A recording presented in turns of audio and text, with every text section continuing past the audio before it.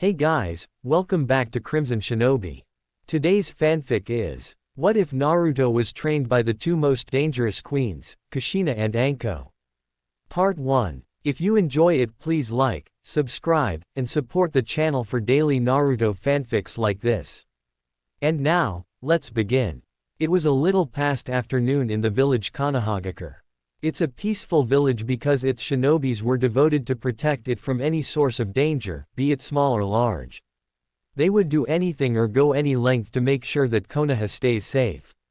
They would do anything to make it more strong, even if they have to degrade themselves they wouldn't care because it will make sure that Konoha is strong and safe. Every citizen is happy, but in these civilians there's a boy, who is not a bit peaceful and happy like other people's because his everyday life is living in hell. Everyday people of Konoha will beat him, torture him, and sometimes the vicious attacks of the villagers drove him to death. But he never died from these attacks because he was the Jinchuriki of nine-tailed fox or Kyuubi no Kitsune. Everyone minus latest generation knows this fact, that's why they called him different names as demon, demon brat, monster, etc. And always kept a distance from him because they were afraid that the beast sealed in the boy will kill them, and some of them actually believed that he was the Kyuubi incarnate. His name was Naruto Uzumaki. Naruto always wondered why they always call him different names and why they always stand away from him and why parents never let their children play with him. But whenever incident like happened he never retaliated. He was even unable to save himself. And that is because he was only 4 years old. The Biju always healed him completely without leaving any sign of beating sessions. He was alone in that god-forsaken hellhole called Konoha. But sometimes the Hokage, leader of the village, Sarutobi Hiruzen, used to visit him and sometimes offered him some ramen treats. These were the only normal or happy moments for him. But Hokage couldn't stay with him all time, and right now at the moment he was being chased by a mob of angry villagers. It was evening time, maybe 5 or 6 p.m. Naruto was running as fast as his little legs could help him. But still it was surprising for a little kid to run so fast and so long that his chasers was having problem in catching him. Naruto, while being chased, was thinking only one thing, how to escape from the angry-looking villagers. But he couldn't help to wonder, what he did to make the villagers so mad at him that if stopped for a second, then the next moment his head would be missing from his body. So he turned his head slightly to his left and asked in a fearful voice, "Why are you doing this? I didn't do anything to you. Please let me go." He shut his eyes momentarily in hoping to clear his vision while running. One of the villager barked in anger, "You demon, you killed my brother." Another one yelled, "Demon, you killed my daughter." Some other also yelled their pains. Naruto heard their reasons, same reasons every time. He was beyond frustration. Naruto was pondering in his mind and forgot to take turn when the street finished and he ended in a dead end. "Where will you escape now, bastard? I am going to kill you now. Yeah, I can avenge my family now." Statements like these could be heard from the crowd of villagers. The one in front, who was leading or looking like the leader of the group, came forward and moved to Naruto, who was sticking to the wall behind him. The leader came face to face with Naruto and grabbed his jaw in his callous hands. He then threw him to the wall. Naruto cried in unbearable pain from the hit his body took against the wall. He started to get up, but as he got up one villager kicked him hard on the face. Naruto couldn't take the force of the hit and again hit the wall. Blood started to leak from his head. One villager grasped his collar and lifted him in the air, and bring his face closer to Naruto's. After examining that this was not enough in comparing the pain he caused others, maybe killing him would be enough, and he threw him again to the wall. Naruto now was on the door of unconsciousness. He was lying on the concrete ground helpless, crying silent tears of pain and agony and bloody and bruised. He just wanted it to end. He wanted to be free from everyday's cycle of unbearable pain. The sun had already set behind the horizons. The bright orange hue dusted the sky. Was there no one who cared for him? Was there no one who could save him, tell him that everything will be alright? Yeah, Hokage Gigi, but where is he now when he needed him most? He was thinking along these lines when the leader of the assailant group moved towards the bloodied body of Naruto. The wind blew from nowhere towards Naruto and caressed Naruto's hair and face. He felt like someone hugged him. He felt a little ounce of warmth for a moment. And it gave him the comfort. He closed his eyes awaiting his death. But the same wind sent shivers down the villagers' spine. So they didn't want to waste any more time. My fellow villagers, today, we are going to get rid of the demon who has haunted our lives. The group of villagers cheers in response. The leader took a 1-foot-long knife which was looking very sharp at the cutting edge. He kneeled down near the form of Naruto and lifted his hand which was holding the knife holding upwards and brought it down to Naruto's chest. But as it was about to pierce the boy's chest, the leader felt something hit him in the head very hard. The hit had so much force that it sent the leader flying towards the group of villagers. And hit some of them who were in the way and took them with him to the wall at the end of the alley and other side of the road. And fall unconsciousness. Everyone who was watching was flabbergasted. They couldn't comprehend what happened. It just took 2 or 3 seconds. After several minutes when they got their bearing they turned towards the newcomer. There stood a girl not more than 10 years old with violet hairs settled behind her head in a multiple-edged shuriken bun. She was wearing a sleeveless fishnet mesh shirt and dark shorts. And was wearing ninja sandals. She was holding Naruto in her arms like a bride. She wore an angry mixed with some sadisticness expression on her face. She yelled like an angry beast to them. "What the hell are you idiots doing to a kid? Have you degraded so much low that you didn't think what you are doing?" She continued. "Have you no shame doing these things to a little child? Who the hell are you? Bitch. Don't interrupt us. Otherwise you too will die like him." All the lecture and positive words she was about to say, stayed in her throat, on the remark. "Bitch." And smirked sadistically as much as she could as a 10-years-old brat. "You know, I was about to let this incident slide from me but I think nobody taught to anything good and now I will have to do that." She didn't even put Naruto down and rushed towards the remaining members of the group. And before they could know what was happening, they were all lying in their own little pool of blood and pile of bodies. She, tched, and bring her attention towards the form in her hands. She took him to her apartment after some thinking and lay him on the mattress and tried to make him conscious again. Naruto on his part didn't know what was happening around him. He just lay there, in her arms, almost unconscious. So he just waited for his body to get better a little. After some minutes of arrival of newcomer, Naruto felt like his was being called by someone. He opened his eyes slightly and saw something violet. He squinted his eyes to see clearly. He saw a beautiful girl. Despite being only 4 years old he knew what a beautiful word was. He opened his eyes completely and saw her sitting near his feet. "Oh, you are alive, I thought I saved you for nothing," she said to him in a teasing voice. "What? I am not going to die so easily, I have to be Hokage before I die," he yelled to her. "You were dead if I was late for a moment," she replied calmly. He was about to yell again when he realized she was right. And stayed silent. "So care to tell me what was all that ruckus about? Why were they wanted to kill you? I don't think you would have done anything with that little body," she asked him. Naruto became sad because he himself didn't know. "I don't know," he said simply. "What? They were about to kill you and you don't know why?" she responded. He remained silent. She felt a little irritated but was able to hide it. Suddenly their stomachs growled and broke the silence. "Do you want to eat something?" she asked. His stomach growled again in response. She sighed and went to prepare dinner. After half an hour both of them were sitting across each other eating. When they were finished she said, "So, you should go to your home now, it's late." When he heard her, his face lost all its little shine it had.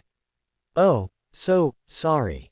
I will have to go now, I guess. Thank you for all you did for me," he said stuttering and laughed sheepishly. He did not want to go, he wanted to stay with her, and her place gave him warmth in the chilly night. And where would he from here? Orphanage owner has already kicked him out. And she was the second person who was nice to him and she also saved him from the villagers. He slowly turned and started to walk towards the door. As he turned his head away from her to go, she caught the sight of a tear slid down from the corner of his eye. Was he crying, but why?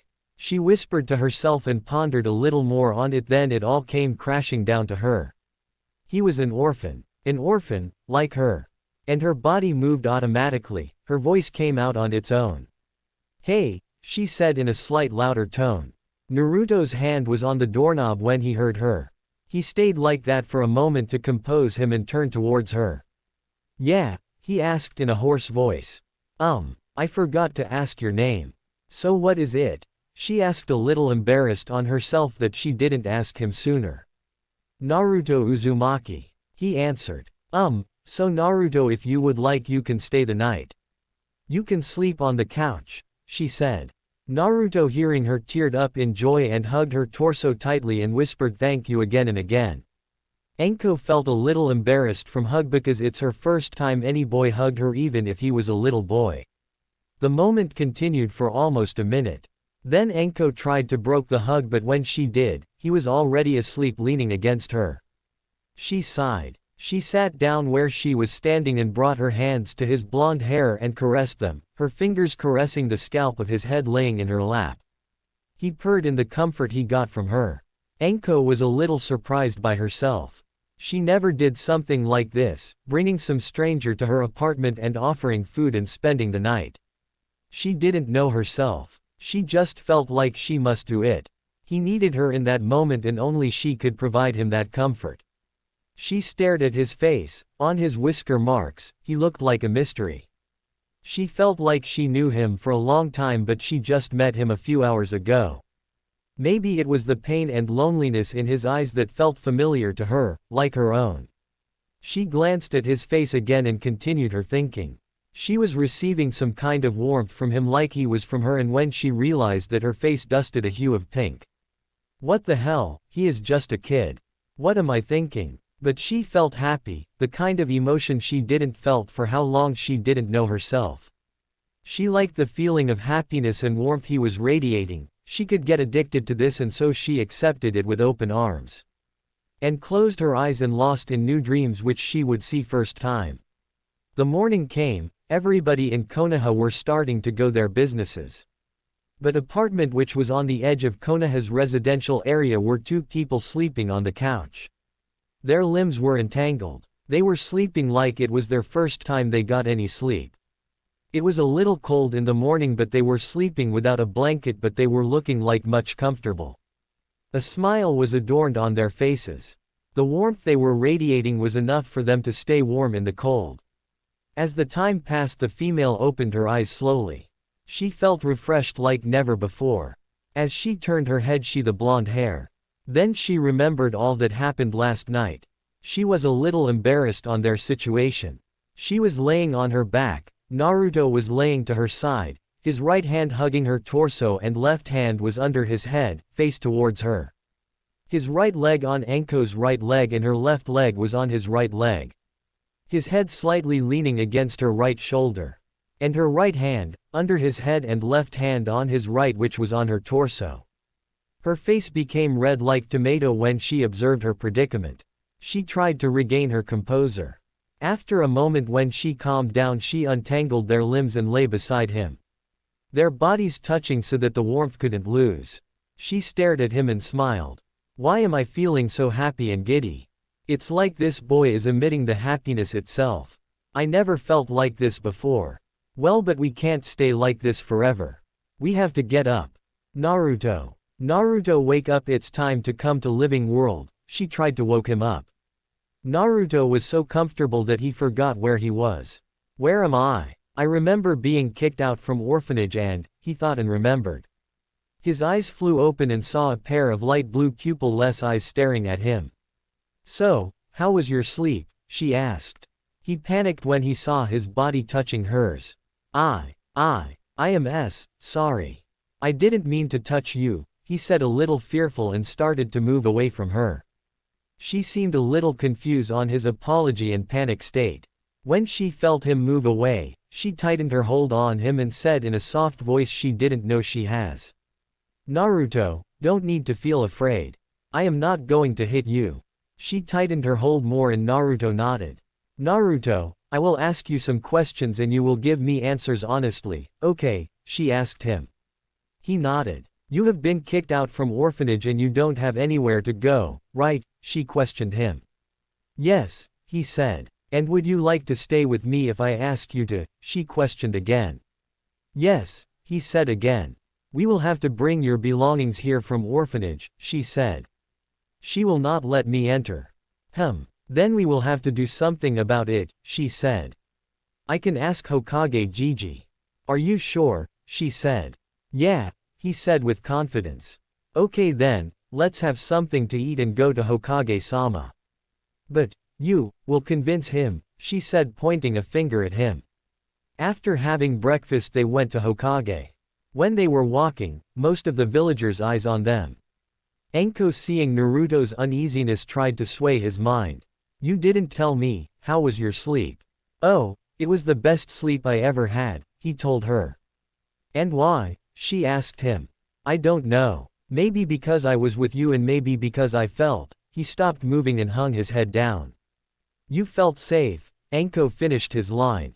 She knelt down to his eye level and put her hands on both of his cheeks and caressed his whiskers with her thumbs. Naruto, from now on you don't need to fear anyone. I will protect you until I can, understood, she said to him. He nodded and when he lifted his head the tears were flowing freely. It was first time he was crying in happiness. He hugged her tightly and wrapped his small arms around her neck. She too wrapped her arms around his small figure and hugged him to her body tightly. She lifted his figure to her bosom and put her right hand under his butt and carried him to Hokage Tower.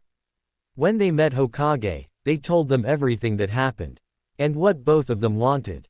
Sarutobi, when listened them he sighed in frustration. He was annoyed with villagers and Naruto's situation, concerning them. So he, without any second, gave his permission. Maybe it will keep villagers away from him a little. And he will be able to taste the peace a little more. Now they were sitting across each other. Hokage had said to them that he will send someone to bring his belongings. They talked about rules for living management. Naruto will help her in daily routine work so she can go to academy worry less. Everything was okay except sleeping arrangement. And after a little argument with herself she came to a decision. Naruto, you will sleep with me on my bed, understood? She asked hastily to avoid embarrassment and wait for his answer. She was surprised with her own words.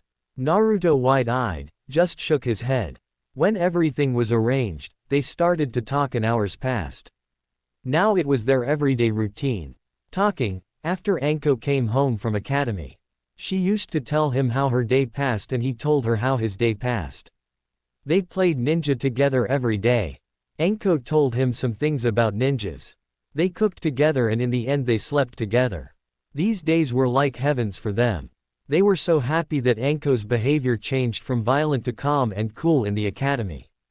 And now Anko knew why villagers said those names to him and tried to kill him. Hokage had told her about Kyuubi because it was a most important truth about Naruto and it was necessary for her to know about Kyuubi because she was his guardian. And when she knew about Kyuubi, she accepted it because she was an open-minded girl, her thinking was different.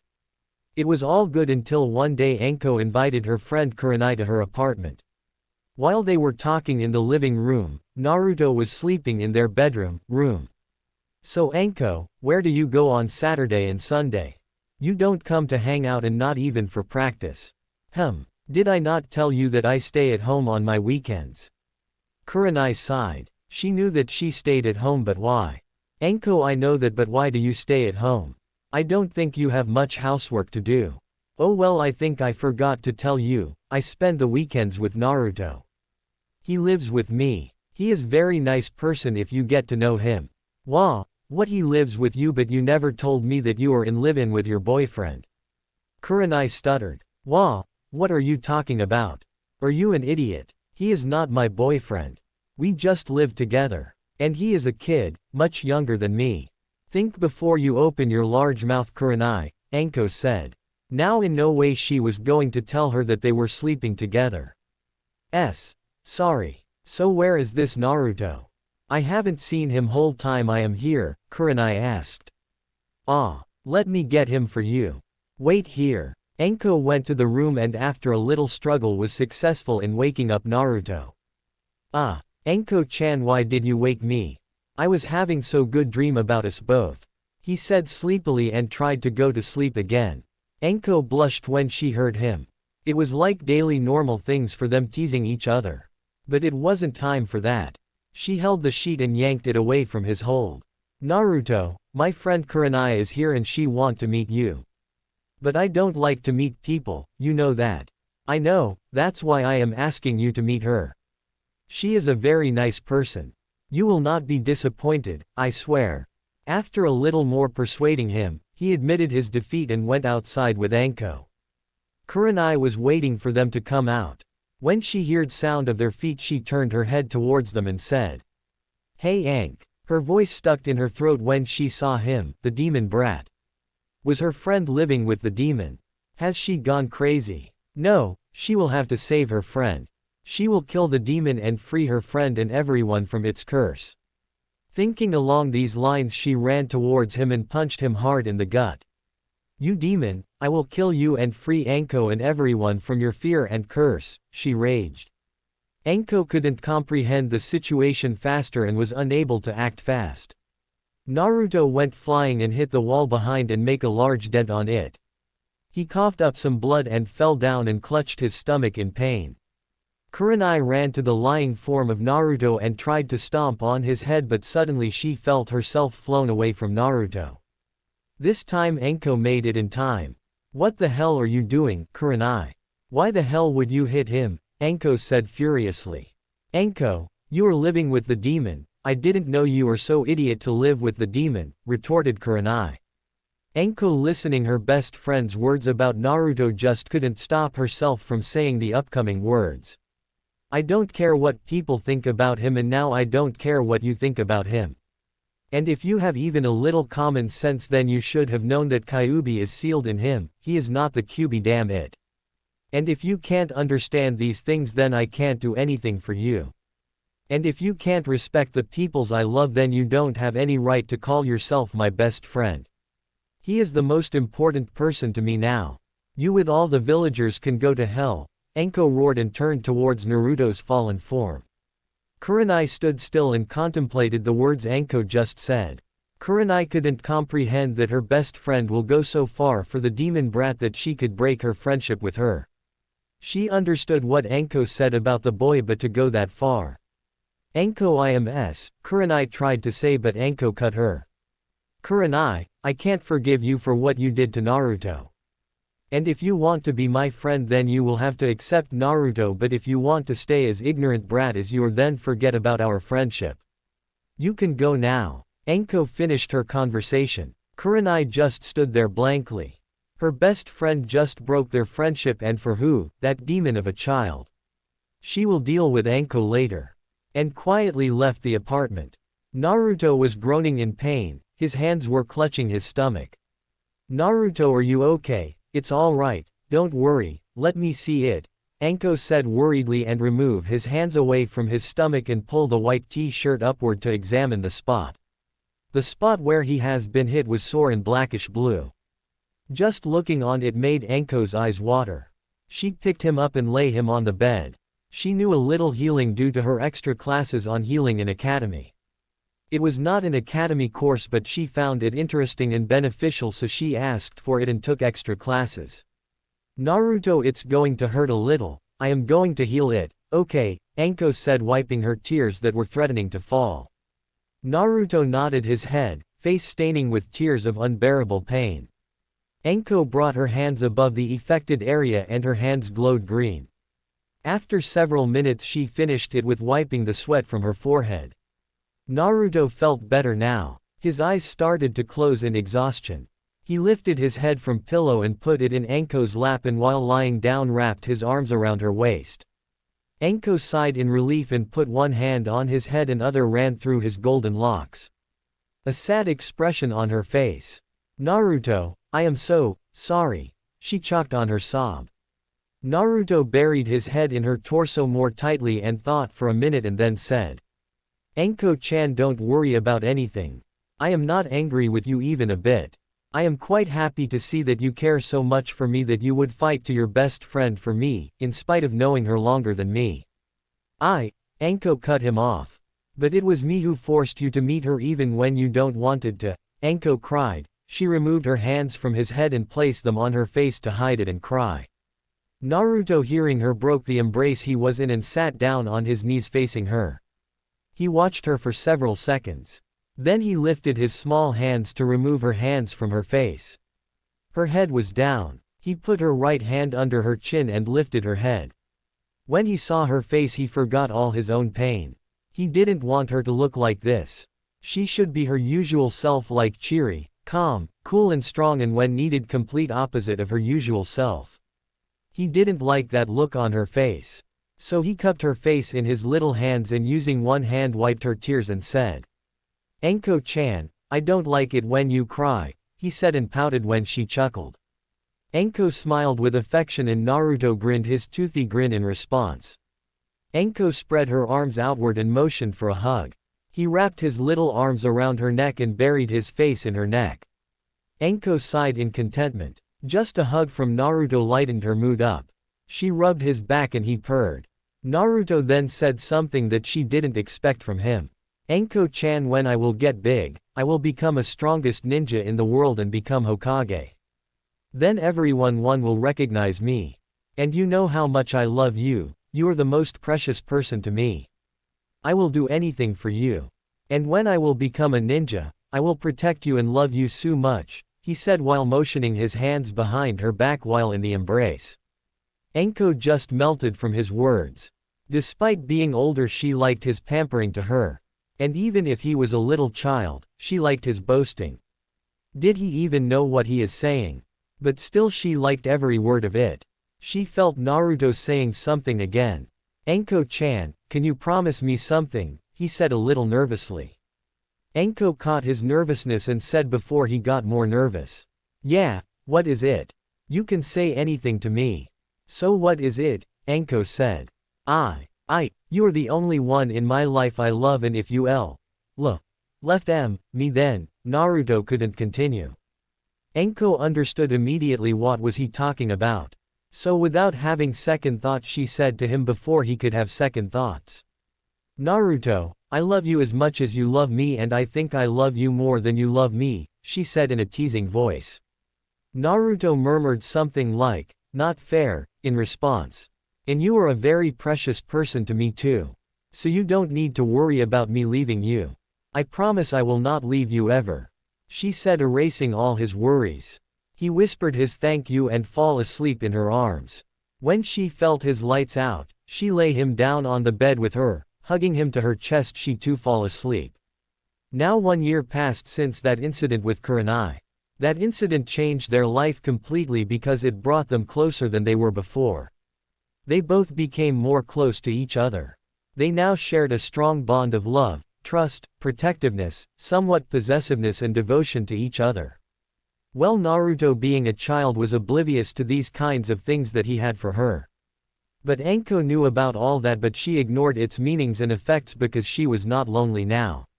She has someone to greet her in morning and to welcome home when she returned from academy. She has someone to take care, and it was a good feeling to be cared by someone. So in her happiness she didn't think much about it. Anko was now 12 years old and in her third and last year's completion of academy. Her appearance somewhat same with little noticeable changes. Her height increased to 4 feet 9 inches. Her body fitting her height with toned stomach showing faint six-pack muscle linings, C-cup, more beautiful defined face and legs. She was a total beautiful girl, every teenage boy's dream girl. She wore a top which came to her thighs same size as her mesh suit, just without net. And a blue skirt with knee-length boots. She has an aura of power, self-confidence, calm and cool, wearing a sadistic grin, and a carefree attitude. Some boys tried to hit on her, but after first word they found themselves at the edge of the village in a heap of blood and stuck in wall. So they kept their distance with her. And Naruto was still used to stay at home or their apartment. He was 6-year-old now. He was also changed from his previous appearance when he first met Anko. He was now 3 feet 5 inches of height.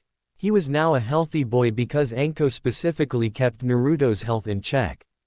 He looked cute and handsome according to Anko's teasing. Naruto always blushed and pouted whenever she called him that.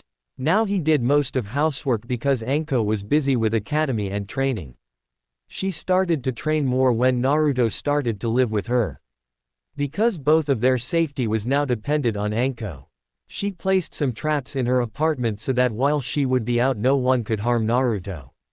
Naruto started to go out with Anko on walking and park and training ground where Anko trained and Naruto watched. Naruto also started to work out with Anko's instructions and for future references. Anko just trained him physically cause he wasn't ready for chakra training. So he was now strong enough among the children of his age. But his wish to make friends just blocked his strength show to others. He always got beaten down intentionally in hope to make a friend but failed every time, which in result made him sadder.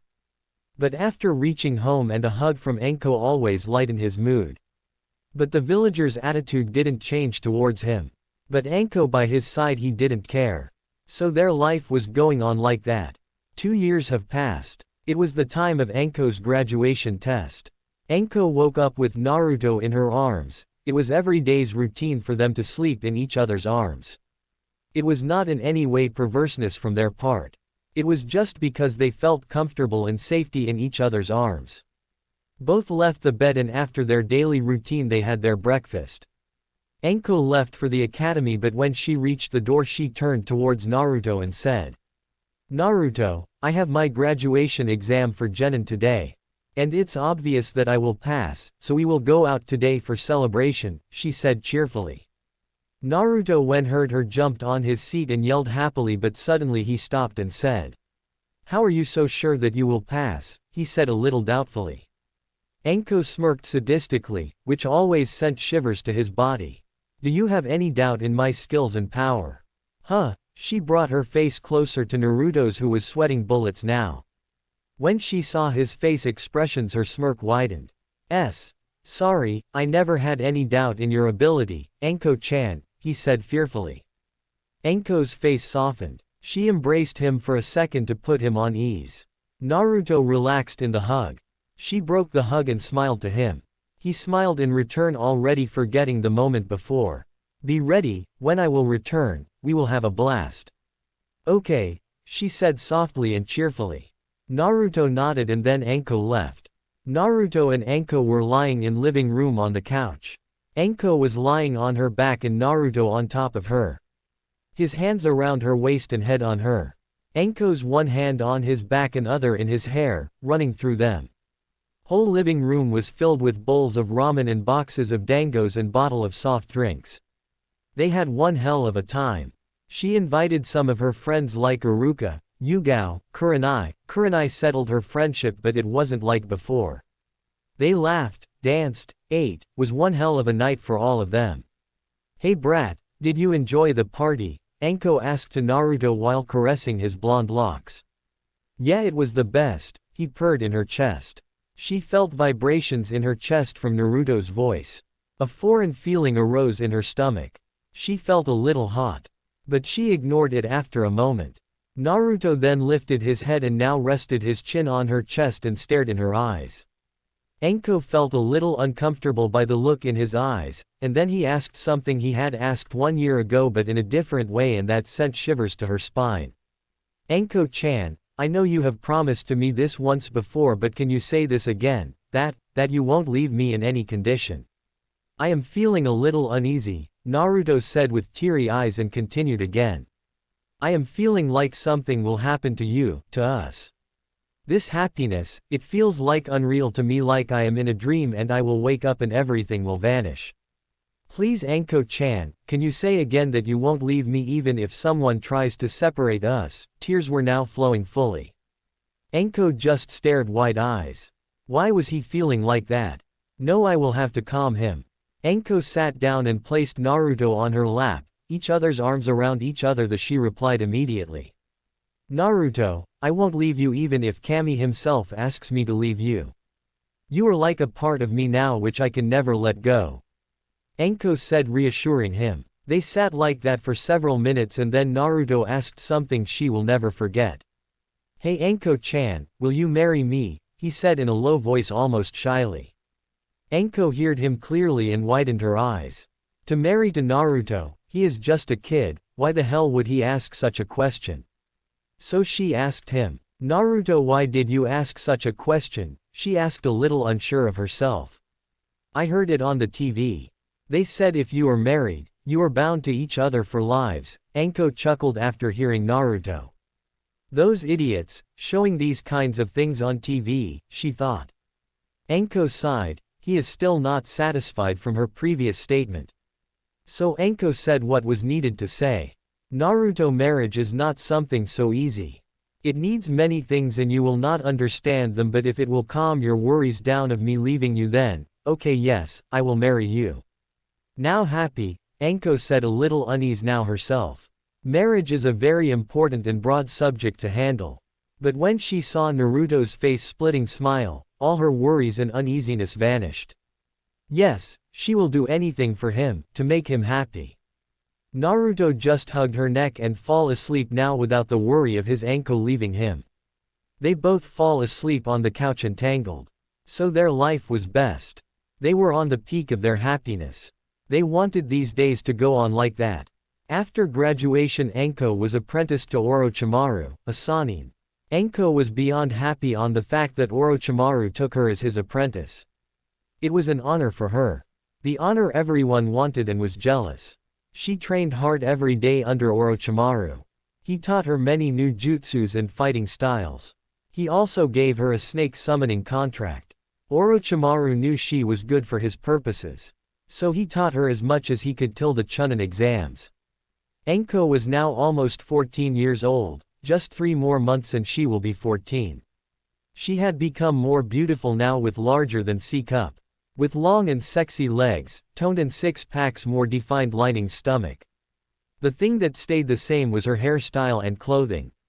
She was now 5 feet 5 inches with best curvaceous body in Konoha. Every guy just wanted to bed her and she was so disgusted from this, that once she almost killed a guy who tried to force himself on her. She was admitted in Chunin exams by Orochimaru after 2 years of service as genin. Naruto was now 8 years old and 4 feet 2 inches, his head reaching Anko's upper torso. He was about to be admitted to the academy. So both Anko and Naruto was beyond happy. Now the day of Chunin exams results came and Anko along with her friends was chosen as a Chunin. Anko was ecstatic on being a Chunin. She came to Orochimaru who was outside of Hokage office and hugged him tightly. She admired him so much that it came too close to love him. But you can say she loved him. She was smiling broadly showing her white teeth. "Sensei, I am a Chunin now. Can you believe it?" she yelled in happiness. It was being hard to control her happiness. She gave a hug to each one of her friends. She couldn't wait to tell Naruto. She wanted to tell him immediately and as she moved towards the door. Orochimaru stopped her. "Anko-chan, congratulations on promotion to Chunin, but you know we don't have time for cheering it," Orochimaru said, destroying her plans. "Why, sensei?" Anko asked, a little uncomfortable. She had said to Naruto that they will have a great party if she got promotion. She wanted to celebrate it with him. "You remember when I said that we will go on a training trip if you got promotion?" Orochimaru said in his cheesy voice. And before she could say anything, Orochimaru continued. "It's time to go. So I want you to meet me at Konoha gates in an hour sharp with your supplies," Orochimaru said, and before she could say anything he sunshined. It's been 30 minutes already. She started her search for Naruto. But she couldn't find him. She had gone to her apartment to pack the bag of supplies. It took only 10 minutes to pack. And Naruto wasn't at home, so she started to search for him. Where the hell he was. She didn't want to go without telling and see him. No, it was not possible for her to leave without seeing him. It would kill him. The only thing he was much afraid of was her leaving him, and she was going to do that despicable sin now because she couldn't cancel the trip because of it's a rare and golden opportunity for her. She was now crying. What would he think about her if she went without seeing him? What would he do? Would he hate her for doing the only thing he didn't wanted her to do? And just thinking about it made her stomach's insides wrenched. No, she will not go without seeing him, but when she realized again that his whereabouts were unknown, again her heart started to ache from the pain which will never go away until she will see him now or when she will return from her trip. Then suddenly she caught sight of Genma, who was a chunin like her. She thanked the whoever God sent him. She shunshined to him and called him. Oi Genma. He stopped and turned towards her. When he saw who it was, his face lit up. Genma was her classmate in academy. He had many times flirted with her and sometime asked her out on a date, but she always refused him and threatened that if he wanted his balls to remain attached to his body then never ask her out again. Genma always disheartened from her refusal, and when he asked her that is there someone else she likes, she just said no or she is not interested in these kind of things so that he wouldn't annoy her more. But he just asked again and again.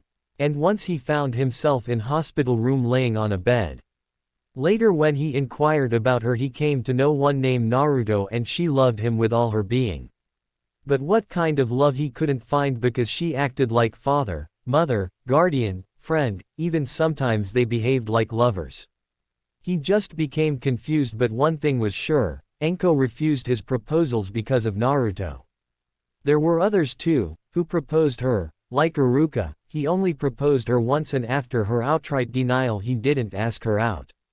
And there was Kakashi, who also asked her out but she was a little confused if he was serious or just playing, but he got the same fate. Genma came out of his thoughts and asked Anko. Anko, what are you doing here? Weren't you going with Orochimaru-sama on a training trip? Not like I am complaining you being here. But what is it? He asked her normally.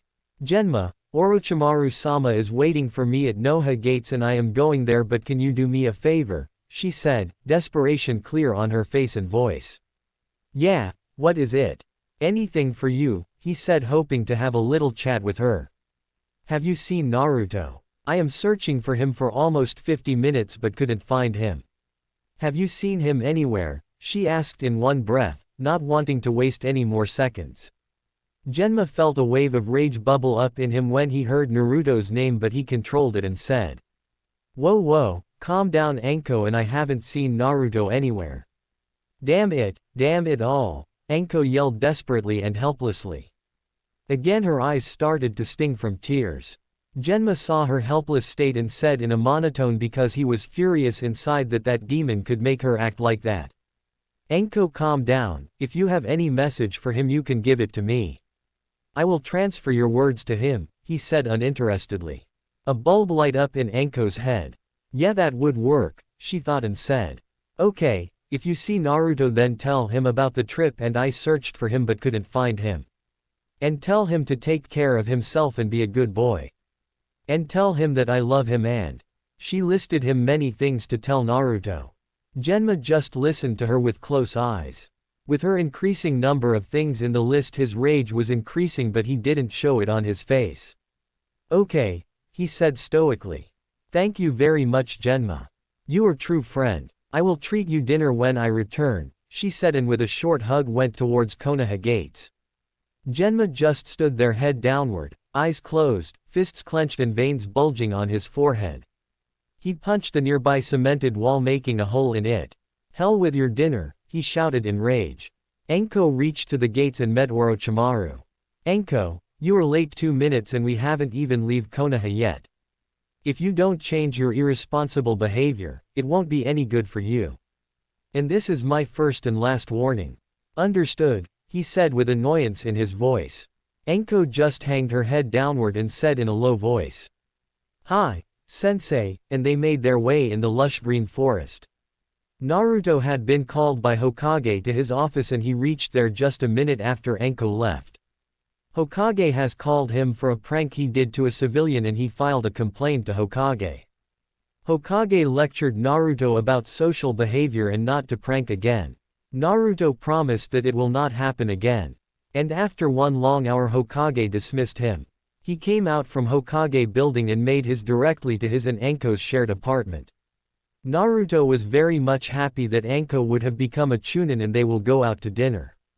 Naruto ran to the apartment and when he entered hurriedly in the apartment he found it empty. No Anko. Not a trace of Anko in the apartment. Naruto went to the bedroom and took a look. He saw clothes were littering all over the bed. His heart started to sink from thinking of what he didn't want to think. He made a dash out of there, home, and rushed towards Hokage Tower and entered the office. Gigi, where did Anko go? Did you send him somewhere? He asked him desperately in hope that his earlier thoughts must be wrong. Hiruzen looked at Naruto and said, Naruto, what are you doing here? You should go home, he said, pretending that he didn't listen his question. Where did you send Anko? Naruto yelled. He couldn't control himself anymore. Hiruzen sighed and stood up from his seat and moved to Naruto and bent on his knee and stared in his eyes.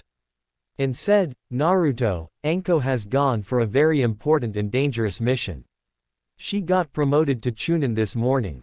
And it's her first mission as a Chunin, he said in hope to make Naruto calm, and it worked. How long will it take? Naruto asked out of curiosity. Hiruzen sighed again, and said, I don't know. It can take 1 month to 1 year or more. I would suggest you to go home and rest. Naruto just froze when he heard the mission duration. No, how can Anko go for such a long time? She never went before for so long for missions. And she didn't even tell me about it, Naruto thought. He was already out of the office. He didn't listen what Hokage said after that. He went straight for the was hungry. He just ate instant ramen. And lay down on the bed thinking about how she can go without telling him. Naruto fall asleep thinking about Anko. Naruto woke up early than his daily waking time. And after daily morning routine went out. He went to all of Anko's friends like Kurenai, Iruka, Kakashi, Yugao. He didn't know Genma, so he didn't go to him. Every one of them didn't even acknowledge his presence and shushed him away. Yugao was the only one who talked to him a little.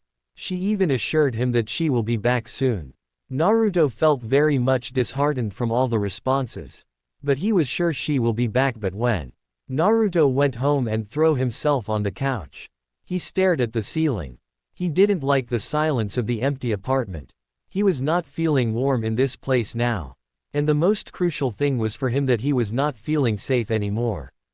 He closed his eyes and tears fall down to his face's sides from the pressure of his eyelids closing. Soon cries could be heard from the apartment in the cold dark of night. Naruto found himself in a closed alley. A mob of villagers facing him. It was the same scene as when he first met Anko.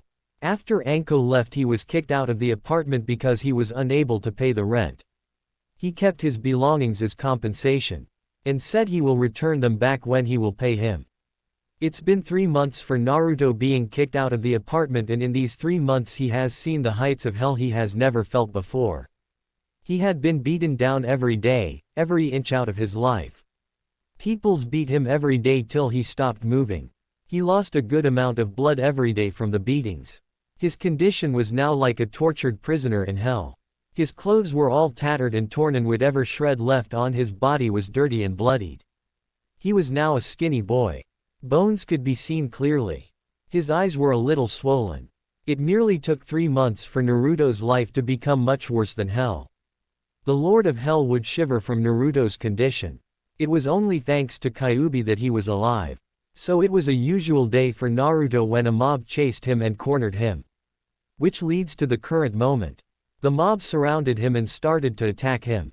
Naruto just closed his eyes and braced himself. Because he knew what was going to happen. He stopped to resist a long time ago. Because it was futile. He couldn't do anything against this crowd. He saw some ninjas on sometimes, but they didn't help him at all, they just watched the show. After beating him to their heart's content, they left his unconscious form lying in his own pool of blood. He just wanted to die already, to end this cycle of pain and agony. He couldn't do anything, just cry tears of blood. He was sure that he will die this time. He felt a slight flow of wind caressing his face and blonde locks, which was red from the blood.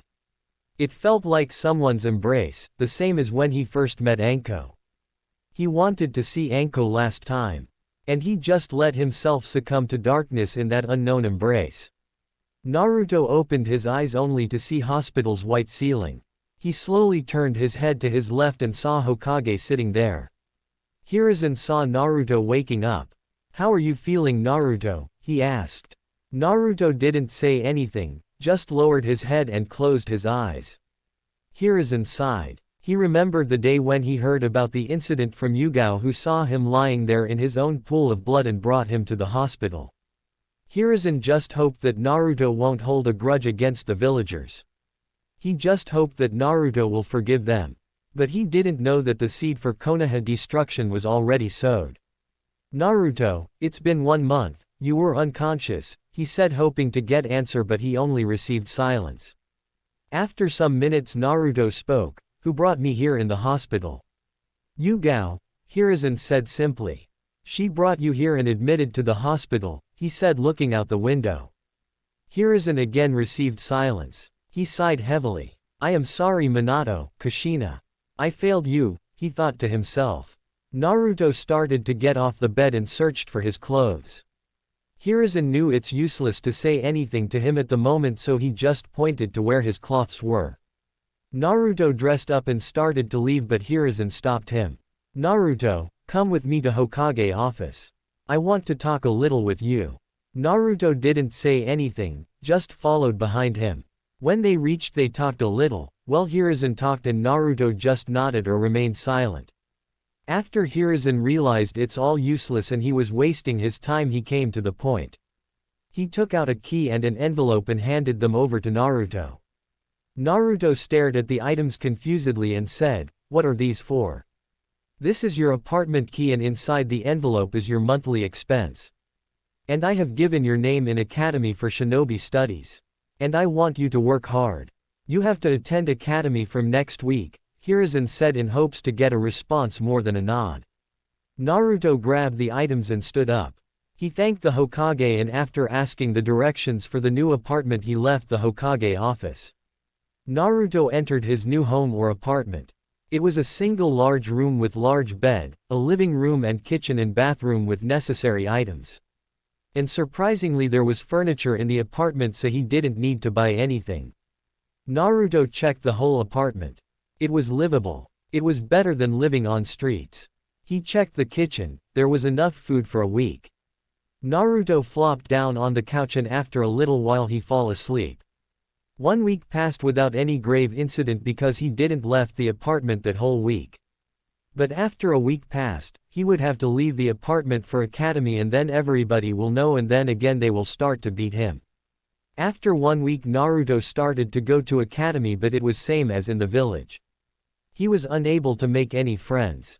He got same treatment from his classmates as he got from villagers. So he mostly stayed at home. But the situation didn't improve much. He was now surviving on the trash bins. Because even after having money no one sold him anything. And 3 more months passed like this. Naruto spent every night crying to sleep and hoping that Anko would return tomorrow. At the moment Naruto was searching for food in the trash bin in a little dark alley in evening. He was so engrossed in his search that he didn't acknowledge someone standing behind him. The person behind him called to him, but after getting no response the person tapped him on his shoulder and tried to get his attention. "Hey," she said. Naruto froze when the person touched him, but before he could say or do anything the person inquired, "What are you doing out so late in the dark?" He realized the person was a girl from the tone of voice. Naruto slowly turned his head towards the person and saw a girl. She was a girl not more than 12 years old. She has waist-length black hair, black eyes and a slim figure. She was a beautiful girl. Naruto became scared and said in a fearful voice, "Please don't hit me, don't hit me, I didn't do anything, I was only searching for food." She frowned at his answer. She lowered her body and positioned her body to his eye level. "Hey, I am not going to hit you. You didn't do anything wrong," she said with a soft voice. But didn't get any response. Then she asked him, "Are you hungry?" He lifted his head to see her to confirm what he heard, and when it was confirmed he nodded in yes. He was looking directly in her eyes. And when she looked in his eyes, she was stunned for a minute.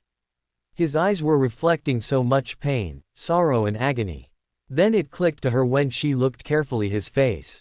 He was the demon boy everyone always talked about. She registered his features. He was very thin and bones could be seen on his body. Wearing a ragged and dirty orange jumpsuit. And has some blood on his clothes. He looked 8 years old and 4 feet 3 inches foot of height. And has 3 whisker marks on each cheek. She regained her composure after some moments. And asked him in a very sweet and soft voice, "How long haven't you eat anything?" Naruto hearing her eased a little. I haven't eaten for 2 days. I had some ramen in Ichiraku's as my last meal, but because that is the only shop from which I don't get thrown out. But they are closed since 2 days. I don't know why. Other shoppers don't sell me anything. They only sell me something only when I am with Gigi. But it was only once, and after that he didn't come again, he told her sadly. Gigi? She asked confusedly. I mean Hokage, he said. And why didn't he come to check on you again? She asked. He said he is the leader of the village and it's very hard or mostly impossible for him to spare time for me, he said in a sad voice. The girl sighed. The Hokage was right. He is the leader and it would have been very hard, but he could have sent someone else to check on him. She put her grocery bag down and took out a carrot and gave it to him. Here you go, little boy, she said. He saw the item in her hand and stared in her eyes for any alternate motives. She rolled her eyes towards the carrot for him to take and eat. He took the carrot and checked it for any poison. When he felt it was okay, he ate it. When he finished the carrot, she said, I forgot to ask your name. My name is Kasumi. What is yours? She asked him. Naruto Uzumaki, next Hokage, he said in a loud and cheerful voice, forgetting his earlier fears. She thought that at least she should give him some food and it won't be much heavy on her pocket, and after a minute asked, So Naruto, would you like to have dinner with me? She asked. As Naruto heard her, he froze again. Giving him to eat something was one thing, but inviting him to her home for dinner. It was first time someone treated him good and asked that to him after Anko left. Naruto felt his eyes sting with tears. He nodded his head fast and hoping that this person would treat him good. Okay, then come with me, she said, and Naruto followed her. After walking about 15 minutes, she came to a clearing at the edge of the village. It was just a small house which was already worn down. They entered in her home. She put the grocery aside and took out some vegetables to cook. While preparing dinner, she told Naruto to go and clean himself. After about half an hour they were having the dinner. And it finished soon. It was delicious, but not as much as ramen or dango, but delicious. Thank you, miss, for the food. But why are you treating me so good? Going to the length of offering me food. Why? He asked, curious now. She smiled and said, Naruto, every person in this world is not same. Everyone is different in their own way. So you can say I am different from them. Naruto stared at her for several seconds and then blushed in embarrassment. I didn't understand what you just said. She chuckled at him and said, I mean, I don't judge people without knowing them. She saw a look of confusion on his face and sighed and thought of an easy way to explain. Okay, it's like this, I don't think about you as other villagers. I don't think you are a demon. I mean, you don't look like a demon. She said and pretended like checking him for any sign of being demon. When she didn't find anything weird, she smiled. Naruto shrank a little under her gaze, but when saw her smiling he relaxed. She ruffled his hair and said, You are a kind and cute little boy. Don't let villagers fool you, okay? They are a bunch of idiots who can't see what you are: a little, cute, dainty, adorable, beautiful, charming, delightful, pleasant, pretty, she continued, and with every word Naruto's facial color became redder than tomato. Kasumi, seeing the effect of her teasing, couldn't hold and broke out in a fit of laughter. After a while both calmed down from laughter and embarrassment.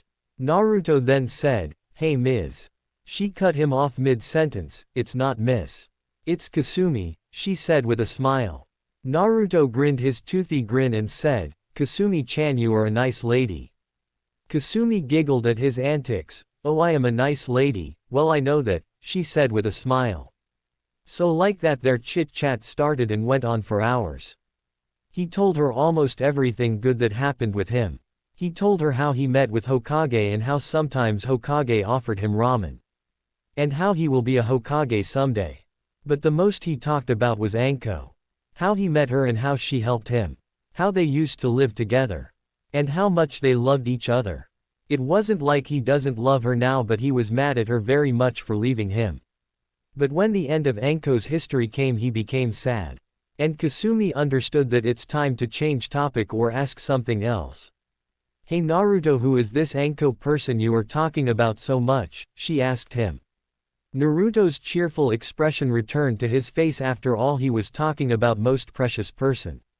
Anko-chan was the most precious person to me. She was a very strong ninja of Konoha. Kasumi interrupted him. "Hey Naruto, why are you regarding her like she was in past with you but not now?" Kasumi said while she understood a little of the problem. As he heard her, his smile vanished from his face and his eyes started to water. After not getting any response, she turned her head towards him, and when she saw him crying, she stood up and went to him and enveloped him in a comforting embrace. Naruto stiffened a little from sudden action because it has been a long time someone embraced him lovingly. She felt him stiffen but tightened her hold more and said in a much soft and loving voice, "Naruto, I am sorry, it's alright if you don't want to talk about her." Naruto relaxed and shook his head. "No, I want to talk about her." He calmed down and his sobbing stopped after some minutes. She didn't let him go the whole time.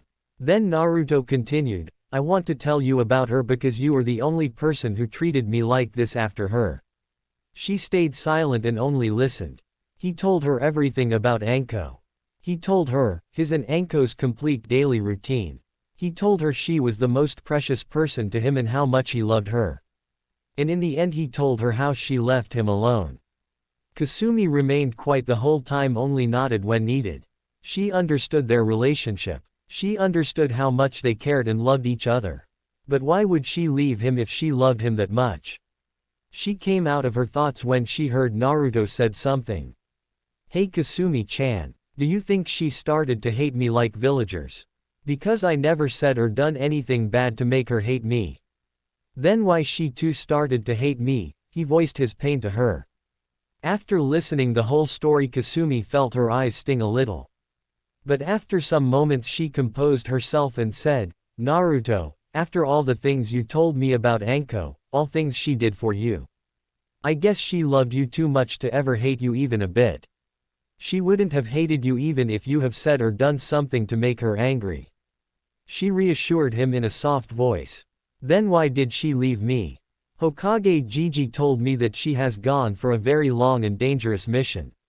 But it has been 6 months from the time she left me. I think Gigi is not telling me the truth. But I understand if she hates me. But if not, then why didn't she tell me anything about her leaving?" Naruto said desperately. Naruto became silent after his rant and started to think what did he said to Anko which made her hate him.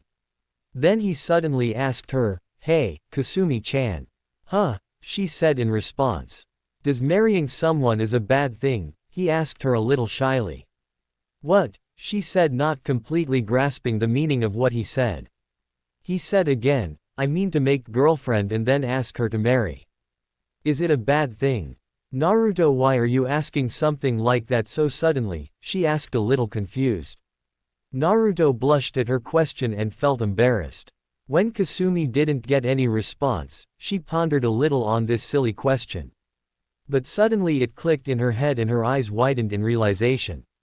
And then she smirked and a mischievous glint appeared in her eyes and teased him. "Oh God, Naruto, I didn't know you were so eager to marry Anko." When Naruto heard her, he felt steam came out of his ears. But he composed a little and said, What are you talking about?" He tried to evade.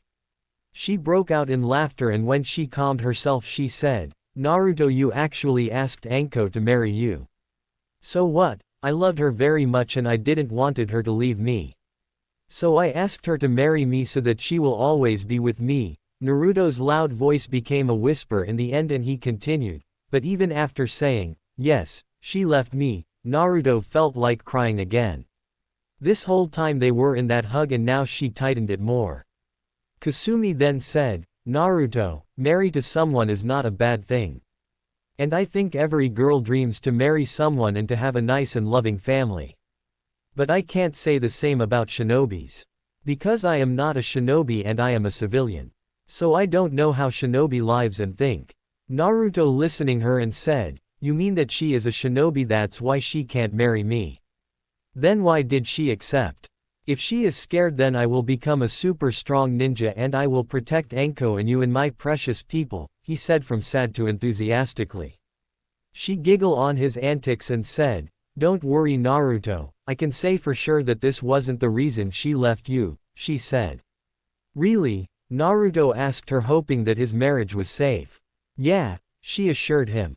Before he could say anything more, she said, now it's late and time to sleep. Hearing this, his heart dropped in his chest and his smile vanished. When she looked the expression on his face, she understood the situation and said, you can sleep here if you want. I have extra mattress, she said in hope to make him cheerful. Hearing her, Naruto felt the happiness he didn't feel for 6 months. He suddenly hugged her tightly and thanked her again and again. She smiled and ruffled his hair and said, you stay here and let me arrange the mattresses. He nodded cheerfully. After 20 or 30 minutes they were ready to sleep. Good night Naruto, she said. Naruto felt happiness swell up in him after hearing her. And replied, good night Kasumi-chan. And sleep took over both of them. And they both slept peacefully. After that day they both became good friends and you can say she became his precious person. She often offered Naruto food and talked for hours, and sometimes they both spend their whole day together in Kasumi's house. And on weekends Naruto and Kasumi played, ate and talked whole day. While he was happy on one side, he was sad a little because of villagers' torment. But he was happy nonetheless. Because at that time he has his source of happiness in form of Kasumi. Time passed like this. It was already 1.5 years past. Naruto was now 10 years old and 4 feet 8 inches of height. His second year of academy was about to finish in 3 months. He was not as healthy as he was when he used to live with Anko. Kasumi provided him food, but she was not rich, she was just able to fill her stomach, and then she started to share that with Naruto. So it was not malnutrition, but it was like Kasumi could afford only that much to live. So he was skinny, bones could be seen. One morning he woke in his apartment, and after finishing his daily morning routine he made his way to Kasumi's home. He was merrily going to her house. And when he reached there he saw a crowd of people there. The crowd consists of civilians, ninjas who were trying to keep the crowd under control. Naruto became a little worried. Why so many ninjas are here, what happened? Is Kasumi-chan alright? He thought. He ran inside the house in spite of being resisted by ninjas. When he entered the house he saw Hokage talking to some other person, who was holding a cane in his hand. Only one eye was visible, his right side of face and body covered in white clothes. When Naruto's eyes met his, Naruto felt his tongue was cut off, no sound came from his mouth. That man's look intimidated him to high degrees. Hokage interrupted him and he regained his ability to speak. Naruto asked Hokage, Gigi, what happened here, why so many ninjas are here and where's Kasumi-chan? She said she would make ramen for me in the morning.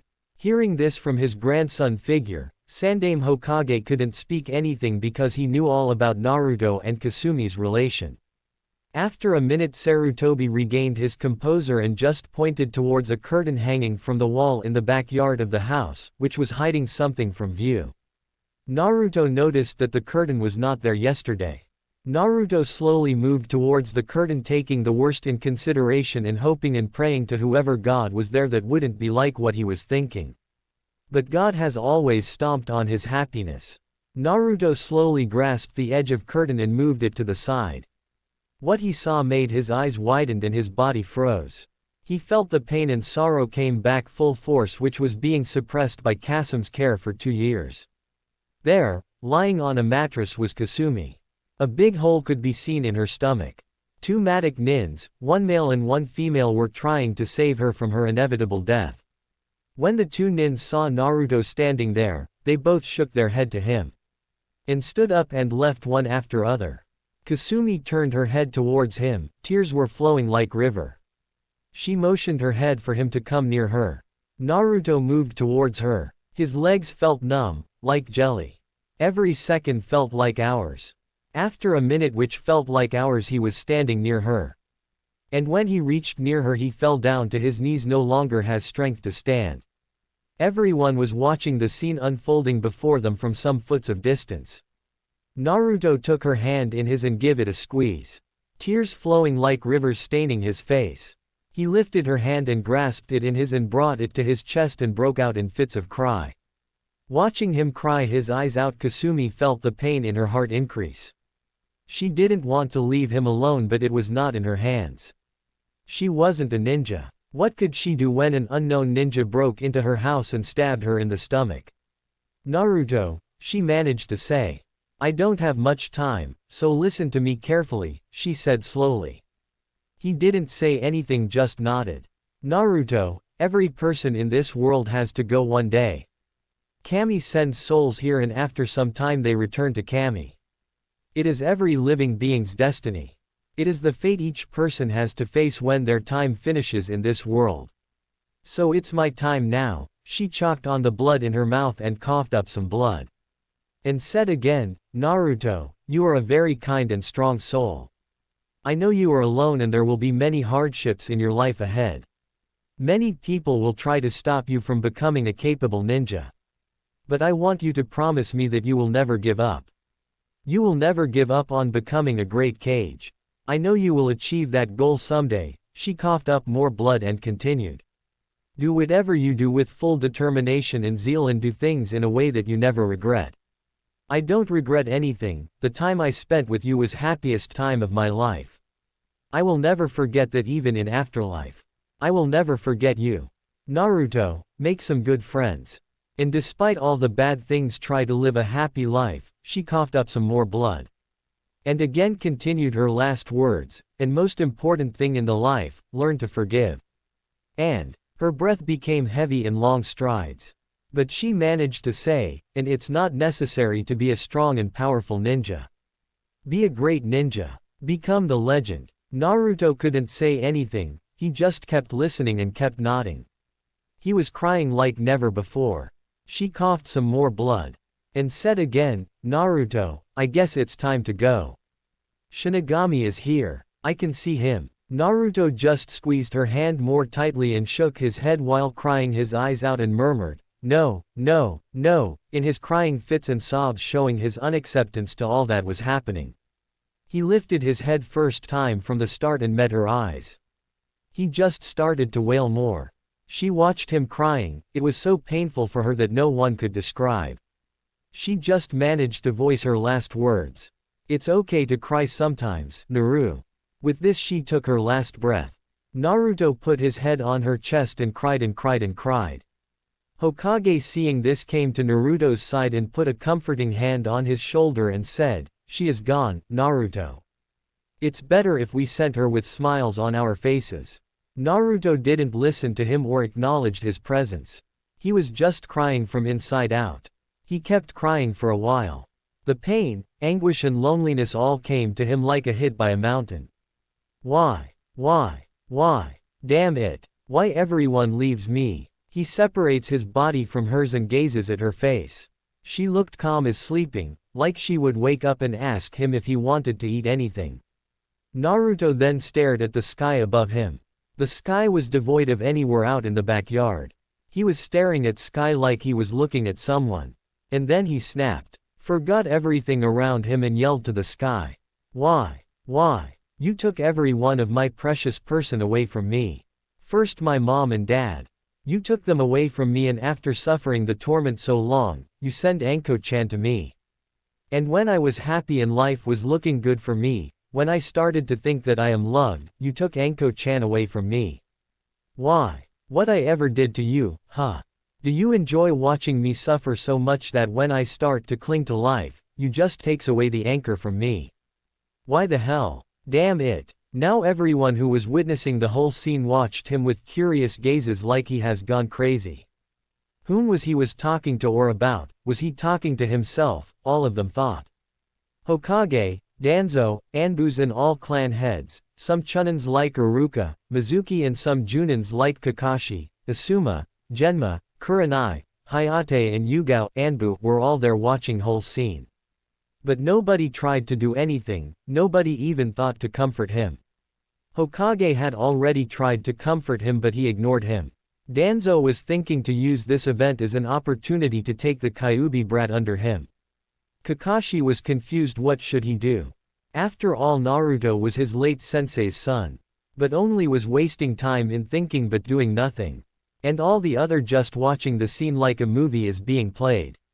Then they heard Naruto again saying something.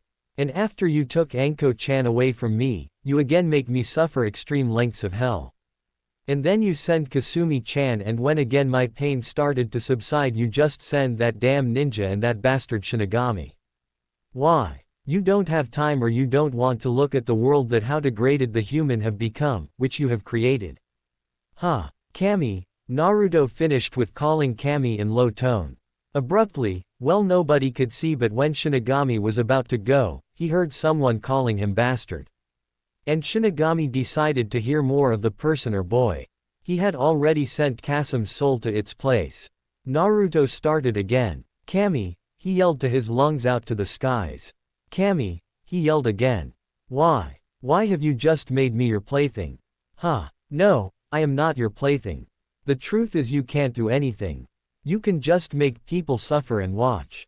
You can't do shit about anything, he yelled to the heavens. Sometime I wonder why you have even taken the throne of the god. You can't do anything for a child, then what can you do for all these people, jack shit? You know what, you don't deserve the throne of the god. You are just a useless bastard, nothing else. Everyone who was hearing him just stared at the boy wide eyes, their jaws on the floor. They were so stunned with Naruto's blunt words that a tinge of fear started to crawl their body. They were looking like statues and beads of sweat started to appear on their foreheads. Despite this they were thinking the same, like God has time for a little demon child. But they were all about to be proved wrong because Shinigami couldn't take it any more of insults for him and Kami. Suddenly the temperature dropped to several degrees and a chill of fear and cold crawled up everyone's spine. They started to shiver. Everybody started to feel panic on what was going on and what was going to happen. But while it was happening, Naruto was standing there defiantly, denying all the pressure of fear and coldness in the air. A large black and white purplish figure started to appear from nowhere. In seconds the figure fully appeared in front of everyone. Naruto heard Hokage gasp in shock and a little fear, Shinigami. Now hearing the Hokage, everyone who were witnessing the scene was feared to their deaths. They thought that stupid son of a bitch, demon angered Shinigami, and now we will have to face the wrath of Shinigami. Then Shinigami spoke in a cold voice, you lowly human scum, you are blabbering your mouth like a stupid child. Do you not fear me, the Shinigami? It's my first time I have seen someone stupid like you. And Naruto cut him mid-sentence. Shinigami, hey, what, Kami couldn't come, huh? Was he busy in making someone else suffer in pain? But I can tell you this surely, that it won't be your last time when you will see new things happening in this world. Before Shinigami was just playing and underestimating him for being a child, but now talking to him so rudely just make him furious. You mortal trash, you dared to talk to me in that rude tone. I can kill you right now. Naruto interrupted again. Kill me. Kill me. Is this the only thing you can do better? Huh. Now hearing the boy again responding to him, Shinigami in so insulting way just made Shinigami snap. And he unsheathed his sword from its sheath and flew towards Naruto. Every person who was watching them gasped in shock. Their eyes widened. But some of them were happy to be getting freed from demon curse. But as Shinigami's blade was about to touch Naruto's neck, he suddenly stopped. And then someone spoke in a very sweet, calm and graced way. The voice calmed everyone's nerves. Shinigami. Shinigami the death god was appeared slightly surprised. He stepped aside and looked behind himself, waiting for the person who interrupted him and about to appear. A light was behind the death god. The light started to increase in size and shined so brightly that everybody covered their eyes. Everyone was astonished to their very core. The light died down and morphed in a woman. When the woman appeared fully, everyone's eyes widened by looking at the sheer beauty of the woman who, like Shinigami, appeared from nowhere. She was sitting on a throne. She had blonde hair which was lengthier than her height. She had pale skin, wearing a white and golden kimono-like robe. The said female turned her head towards Shinigami and said, as same as her earlier tone, "Shinigami, how many times have I told you to not lose your cool like that?" Then Shinigami retorted, "And how many times have I said you to not meddle with my affairs? But, anyway, I couldn't stand being insulted and seeing my fellow god insulted, goddess of life." But before the goddess could say anything, Naruto interrupted their conversation. "Who are you?" he asked, despite Shigami just revealing her identity.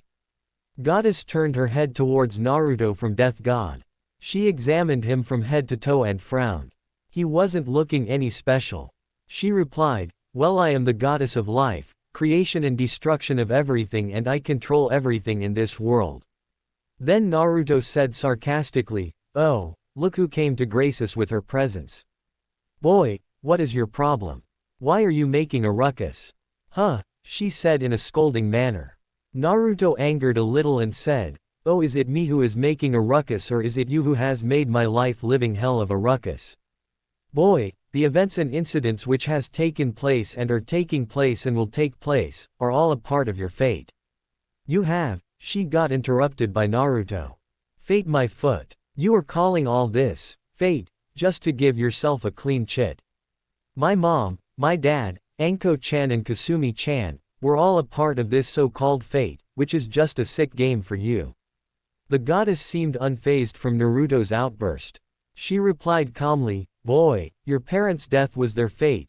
This girl's fate was this," she said, pointing her finger towards Kasumi's lifeless body, "and the girl Anko is still alive.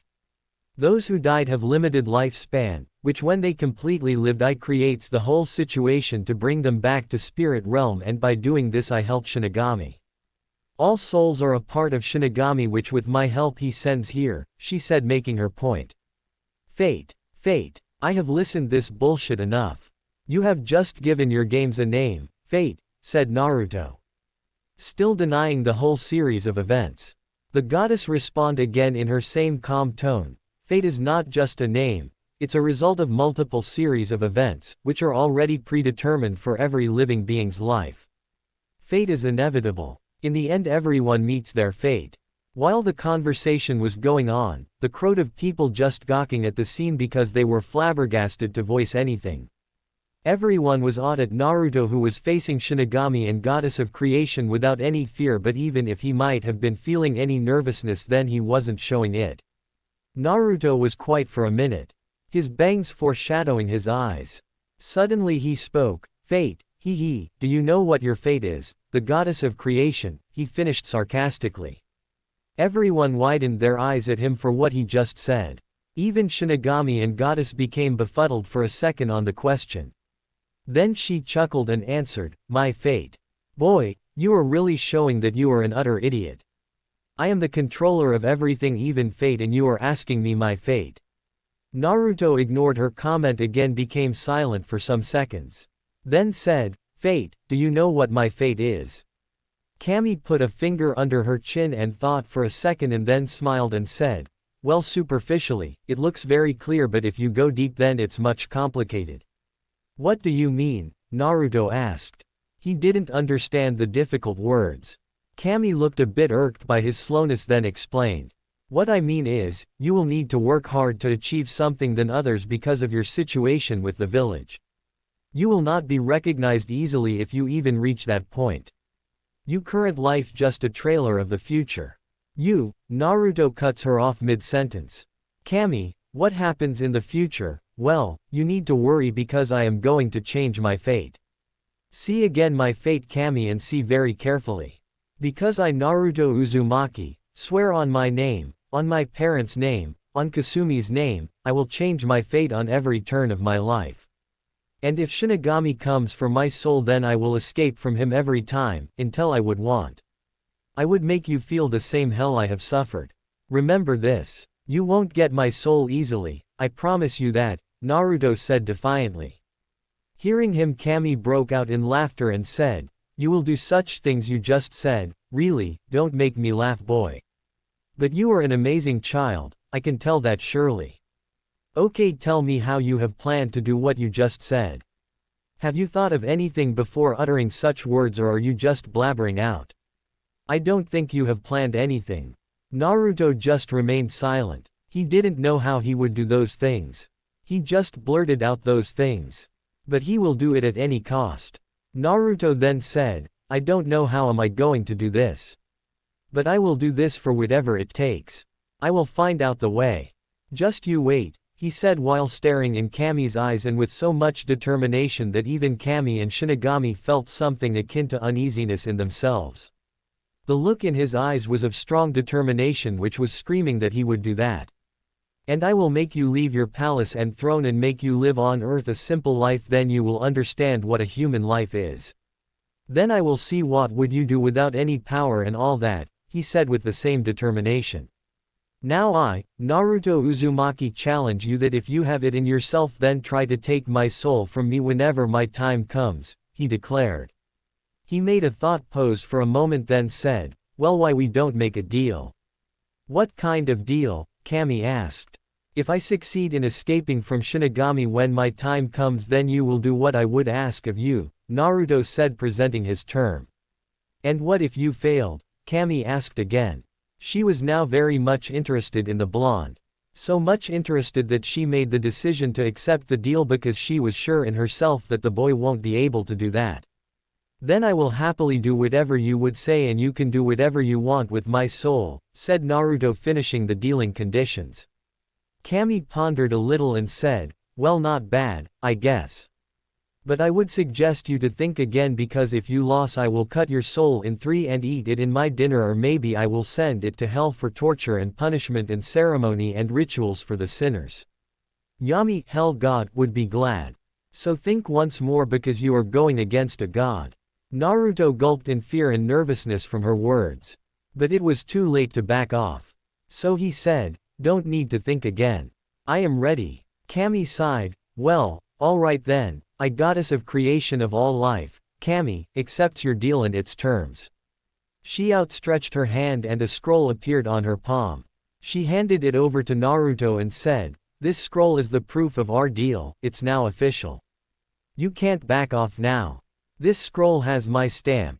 She handed him one more scroll and said, "This is my copy. Put your signature on it. Bite your thumb and press it on the scroll." Naruto did as she said and handed the scroll back to her. "Keep your copy safe. If someone else gets it, then it would cause problem for both of us. And if you lost or try to back off from the deal, then the result would be same. I will take your soul," she gave a warning with most intimidating face expression. Naruto gulped in fear again and trembled. This goddess was really scary. Then, "Deal accepted," they both said at the same time. Kami and Shinigami both vanished after that. Naruto then felt like all his strength drained, the rush of all the events caught up to him. He felt complete exhausted and fell face down to the ground unconscious. Everyone who was there were still in the daze. Hiruzen got out of his daze first and opened his mouth to say something, but the words just couldn't come out of his mouth. He then looked towards Naruto and ran to him. He checked Naruto's vitals, and when he made sure that Naruto was just unconsciousness, he heaved a sigh of relief and called the Anbus. "Get him to the hospital. I will come later to check on him," Hiruzen said to the Anbus. Then he sensed someone behind him. He turned and found that the person was Danzo. "We need to talk about what happened here. It's a matter of urgency, you know that," Danzo said, devoid of any emotion. "Yeah, I know that," Hiruzen said. Then they both went for the meeting and ordered the Anbus to handle the crowd and send them home. They will know whatever decision council would take in the meeting through civilian council. And it's not necessary for civilians to know about shinobi matters. But it was Hiruzen who was a little loose and ignorant to the matters. All the Junins like Kakashi, Kurenai, Asuma, Genma, Yugao, Anbu, Hayate were all still in the state of confusion. They were pondering on what they should do now. Because it was sure that this incident will cause something that never happened before, and it would be a very big incident, would be known throughout the whole world, so a feeling of siding with Naruto arose in them. But would he be able to go against God of Death and Creation? And even if they side with Naruto, they were already on bad terms with him. And one more question was that, would it be the doom for the village, or would it take the village to unknown heights of prosperity? All was unknown to them, but it would be good if they try to be on good terms with him a little from now on. But it would be much hard for Genma, Kurenai and Kakashi. Genma for obvious reasons, and Kurenai because even after calling herself best friend of Anko, she didn't even look out once for the only person Anko cared about. And Kakashi, well, Naruto didn't know about him, but he was sure that when Naruto will come to know that Kakashi was his father's student and his father asked him to look out for Naruto, he will be the person Naruto will hate most. He didn't even try to meet him till now. So thinking along these lines, they went to their own devices. Unknown place. Kami, you underestimated the boy, Shinigami said to Kami. Kami turned towards him and said, "What do you mean, Shinigami? Do you really think that he will be able to win? You are insulting me if you are thinking that." Shinigami sighed. "Don't come to me crying for help if he becomes able to do what he said earlier, because I know as well as you know that there is a way to do what he said," Shinigami said. Kami sighed. She knew Shinigami was overestimating the boy. There was no way he would be able to reach that level in this life.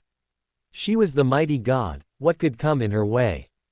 Oh, come on Shinigami, do you really think that he will be able to reach that level so soon?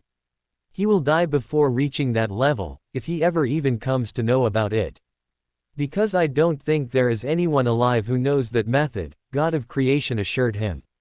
I don't know, but anything is possible in this world, you know that, don't you? Shinigami warned again. I know, but to do the impossible, do you really think that that boy has it in himself to do the impossible? And if someone succeeds in doing impossible, then he would be 1 in million. And I don't think people like that exist now, Kami said to Shinigami. Well, whatever, just be careful, I wouldn't want my friend to be rot on the earth. You know how much I care about you, Shinigami teased Kami. Well, did you just insult me covered by the word friend? Nonetheless, I am glad you called me your friend. And now when you have called me your friend, then I think that you know what a friend's duty is to other friend, Kami smirked. Shinigami felt himself trapped in his own words. I remembered that I have to go somewhere to collect the souls, Shinigami said and vanished. Kami just chuckled on Shinigami's antics and vanished too. Hiruzen was sitting with his advisors Shimura Danzo, Homura Mitokado and Kaharu Udatane in the meeting room with all main clan heads. A serious expression was on their faces. You all know why this meeting has stalled, Hiruzen said seriously. They chorused in, yes, Hokage-sama. As you all know that this is a biggest incident. And in Konoha's history incident like this never happened before. So I would like to know what you all have to say about this incident, Hiruzen said to every one of the occupants.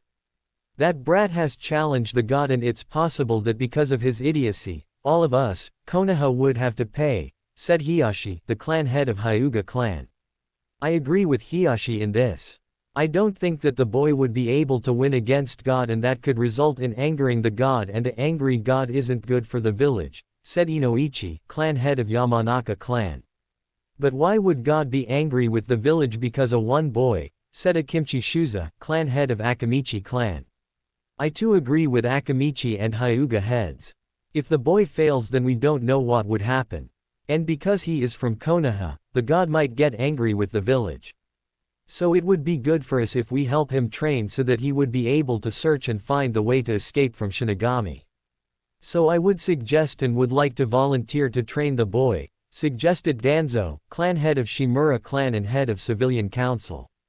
Request denied. And you know why. I am inclined to make him stronger who could serve Konoha but not an emotionless weapon, said Hiruzen in a calm voice.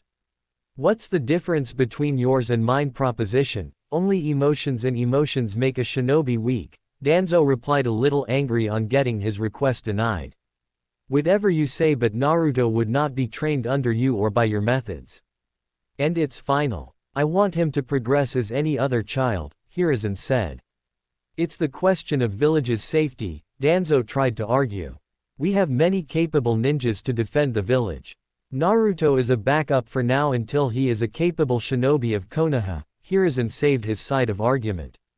Danzo didn't say anything after that and his grip tightened on the stick in his hand in fury, but his face was neutral from outside, but he was fuming on inside. I am still unable to understand why you are all making your own stories of what would happen if Gaki fails.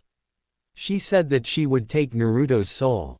Were you all deaf while she was saying that? Said Tsume Inuzuka, clan head of Inuzuka clan. Fucking geezers, she muttered under her breath. We all know what she said. But still it would be better if we keep an eye on him, Hiashi said, getting a little angrier on being called old. Hiruzen, it's sure that something going to happen and it would be better for us to not let the situation got out of control. It would be good if we keep tabs on the Jinchuriki, said Kohao, advisor of the Hokage. Yeah, keep tabs on the boy, control the situation. What a crap of load, all of you just want to control the boy just for your own uses, you power-hungry ba, Tsume ranted, but before she could finish Hiashi cut her off mid-sentence. Tsume, mind your language, and we aren't power-hungry, Hiashi sneered. Oh, cut the crap, Hiashi, I know very well how your main house treats the members of other branch house members, and let's not go far, I know how you treat your own child Hinata. Why? Just because she is shy, a little weak. But those can be fixed with training. But what did you do? Throw her aside for your younger child just because she is a little better and strong than Hinata. Now tell me, if this is not power hungriness, then what is it? Tsume ranted in one breath. Hiashi got enraged with every word she was saying. He couldn't stop himself anymore. Shut up. Shut the fuck up. You don't have any right to say anything about my clan and my daughters. And we are this much powerful because of this system we have, which is coming along from before a very long time. So shut the fuck up, Hiashi yelled to her face, his face red from the anger. Tsume looked unfazed from Hiyashi's angry outburst. Then she said again, you know why your clan members are loyal to the clan? Just because of that cursed seal you brand your branch house member with, Tsume said a little disgustingly. You fucking who, he tried to say, but Hiruzen cut him off. Hiashi, don't cross the limits, Hiruzen said. Hiashi sat down, glaring daggers towards Tsume. Everyone knew how the main house Hyugas treats their branch house members. Most of the people know about this, but it was a clan matter, so they didn't interfere with the matter much. Well, they were not allowed to interfere, only Hokage could interfere with the clan affairs. But now it looks like Hiruzen was an ignoring old geezer. Hiruzen sighed and addressed his battle strategist Nara.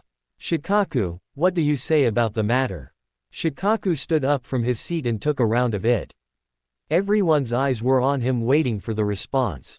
Well, I have seen the boy, and I dare say, all of us must be ashamed of us on how we have treated the boy, Shikaku stated. Everyone scoffed minus Tsume and Hiruzen.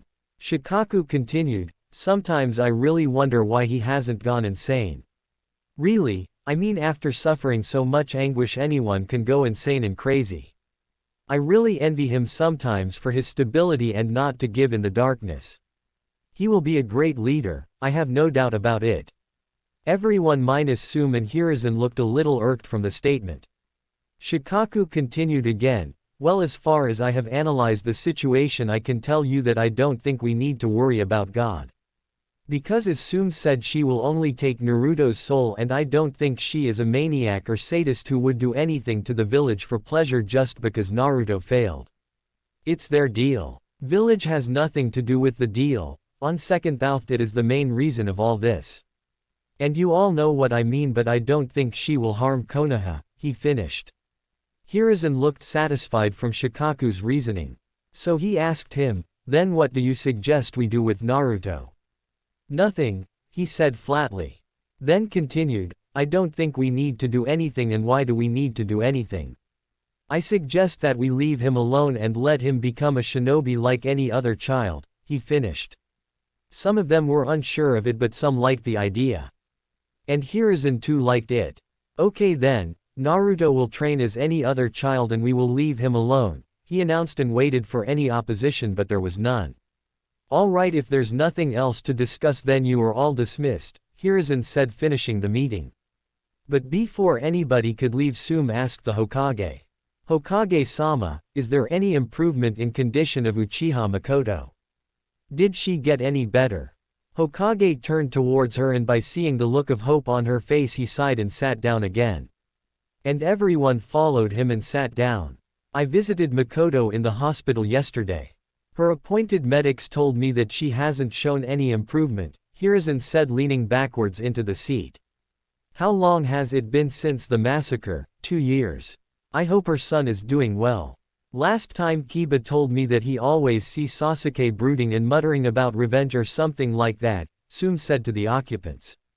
Yeah, I have also heard Hinata talking to Hanabi that he is the top in the class.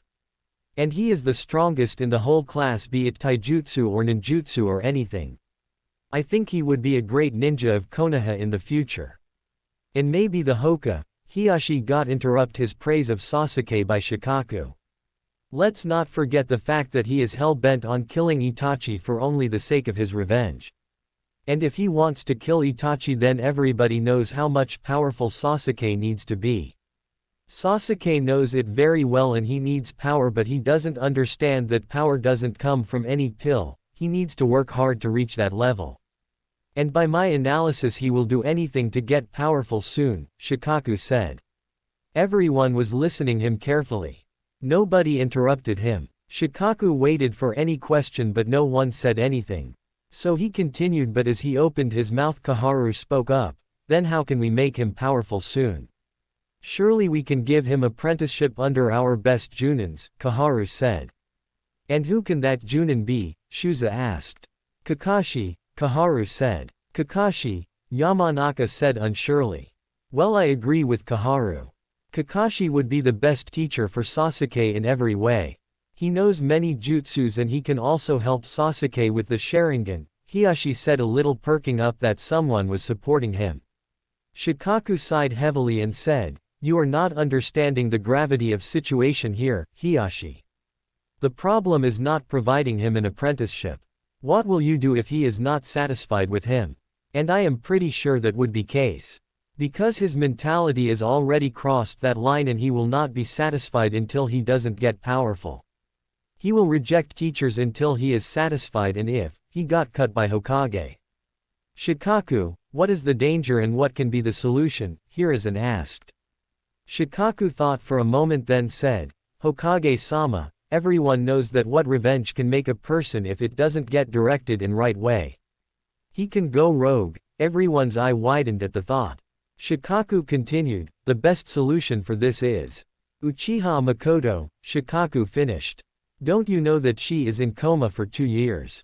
How can she help him? Kaharu grumbled. I don't know, but if we have to keep Sasuke on right track, then his mother is needed to get better as soon as possible, before it's too late, Shikaku said. Hokage sighed heavily. He lowered himself in the chair and asked with closed eyes, any suggestions? Tsunade-sama, Shikaku said immediately. Shikaku, you know that Tsunade-sama isn't in the village, no one knows where she is, and even Jiraiya is unable to locate her, Homura said first time. Then told Jiraiya-sama to put more efforts in it or pray to Kami that Makoto opens her eyes herself, Shikaku said. Everyone became silent. No one said anything. Then Hokage said, all right, I will talk to Jiraiya and let's leave Sasuke alone for the time being, and when he graduates, I will put him in a team under Kakashi, Hokage said, and concluded the meeting. After meeting, everybody went for their respective devices. Naruto opened his eyes only to see the white ceiling of the room. Where am I? White ceiling, I must be in the hospital, he thought. Then he sat up at the hospital bed. He stretched his body to shake off the laziness. What happened? I was go, he thought, and all the events came up to him. His going to Kasumi's home, Kasumi's death, and all the meeting with Shinigami and Kami. And with every thought his eyes started to sting. His only source of happiness has been taken from him again. He was alone now again. His tears started to flow fully. He lay down and put his right arm over his eyes and sobbed. After a while a nurse came to check on him. You are awake? She asked. Why? Yeah, Naruto croaked. Good, she said. She checked his features and medical papers and said, you are good. I am going to inform Hokage-sama and after that you can go home, she said in a professional tone. Naruto didn't respond to her. She went out. Naruto calmed down and sat up and decided to dress himself from hospital gown to his clothes, and surprisingly there was a new same set of jumpsuit he was wearing before. He discarded the new one and wore his old one and sat on the bed. And after a while Hokage entered the room. He adorned a smile on his face. How are you, Naruto? Hokage asked with the smile. Nurse said I am good to go, Naruto replied without any emotion on his face. Hiruzen felt a little disappointed from the emotionless answer. I see you haven't worn the new set of clothes I brought for you, Hiruzen asked. I am good with my old one, Naruto said again emotionless. Hiruzen sighed. Okay, you can go, but tomorrow after the academy come to my office, we need to talk about what happened earlier, Hiruzen said. Naruto thought for a moment then said, we can talk now whatever you want to talk about if you are free. That is, because I want to be left alone after that for a while, Naruto said in a cold tone, which said he wanted to get over the talk as soon as possible. Hiruzen was a little surprised with Naruto's cold voice. He felt like Naruto was in some kind of urgency and didn't want it to be bothered. Are you in some kind of urgency? Hiruzen asked. Naruto could feel the curiosity in Hiruzen's voice and he understood what he wanted to know. So he decided to tell him what he was going to do. It's not like he knew himself how he would do that. I want to think about what happened earlier. And how I will proceed, because I don't know myself how am I going to achieve what I said earlier. So first I need to train my body, and then my mind, and then I will think about my goal. And, well, right now I am confused totally that what I am thinking is right or not, because well, I think you know what my situation with the academy and my classmates is. They are hindrances in my way. They are blocking my progress. And I can't do anything about it. Well, I think you know it very well. So right now I don't have any idea what I am going to do. I just want to left alone for a while, Naruto said to Hokage. Hiruzen got his answers without asking, and he felt a wave of guilt surface when Naruto said he knows his situation with academy. So I think you got your answers. So can I go now? Naruto asked. Yeah, I got what I wanted to know and you can go now. Rest well, Hiruzen said, dismissing him. Thank you, Hokage-sama, Naruto said and left Hokage alone in the room. Hiruzen felt sad that Naruto didn't call him Gigi. I really am worried for Naruto, Minato. What would you do if you would have been alive? I just hope his loyalty stay with the village, Hiruzen thought, and with this thought he too left for his office. Naruto, after exiting from the hospital, made his way towards his apartment. After some time he realized that someone was following him. And when he turned to look back but he saw nothing. He again started to walk but the creeping feeling didn't go away.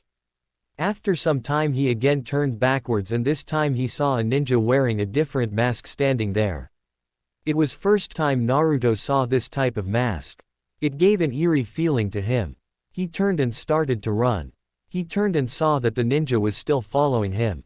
It was not hard for Naruto to escape from that ninja. It was not his first time a ninja was chasing him. And he escaped almost every time. Who are you and why are you chasing me? Naruto asked while running. Don't worry, kid, I will take good care of you. You just need to come with me, the ninja said. Naruto broke out in a full sprint after listening him. Due to his whatever little tricks and training he got from watching the others in academy, he was able to evade the masked ninja. It wasn't any regular ninja, he could tell. He was someone else. He was able to escape him and found himself in front of a fence. A board was sticking to the fence. It read, Forest of Death, Training Ground 44. Keep out. Naruto stand there facing it. He was panting, so first he calmed himself down. After his breath was normal he started to thought, he should enter in it or not. It was obvious that it was dangerous inside. But for Naruto it was dangerous outside too. And it was afternoon, so he decided to enter it and thought that when it would dark he will go back to his apartment. Naruto entered the Forest of Death. And as he went a little deep in the forest, he could hear the voices of much different kind of animals. A chill of fear ran up his spine and he shivered. I need to find a safe place to spend a little time, he thought. But as he moved deeper the voices became more fearful. He stopped and took a look around him. He saw nothing, no human, no animals, just voices. He saw a tree with low branches. That might work, he thought looking at the tree. A branch protruding from the tree a little low but it was still high for a kid like Naruto. He didn't know the tree walking so he tried to simply climb the tree. He circled his arms around it. It was so thick that his arms couldn't even encircle half of it. He put one foot on the stem of the tree and put force on attached foot and tried go up, but as he go up he lost the grip of his arms around the tree and fell down on his butt.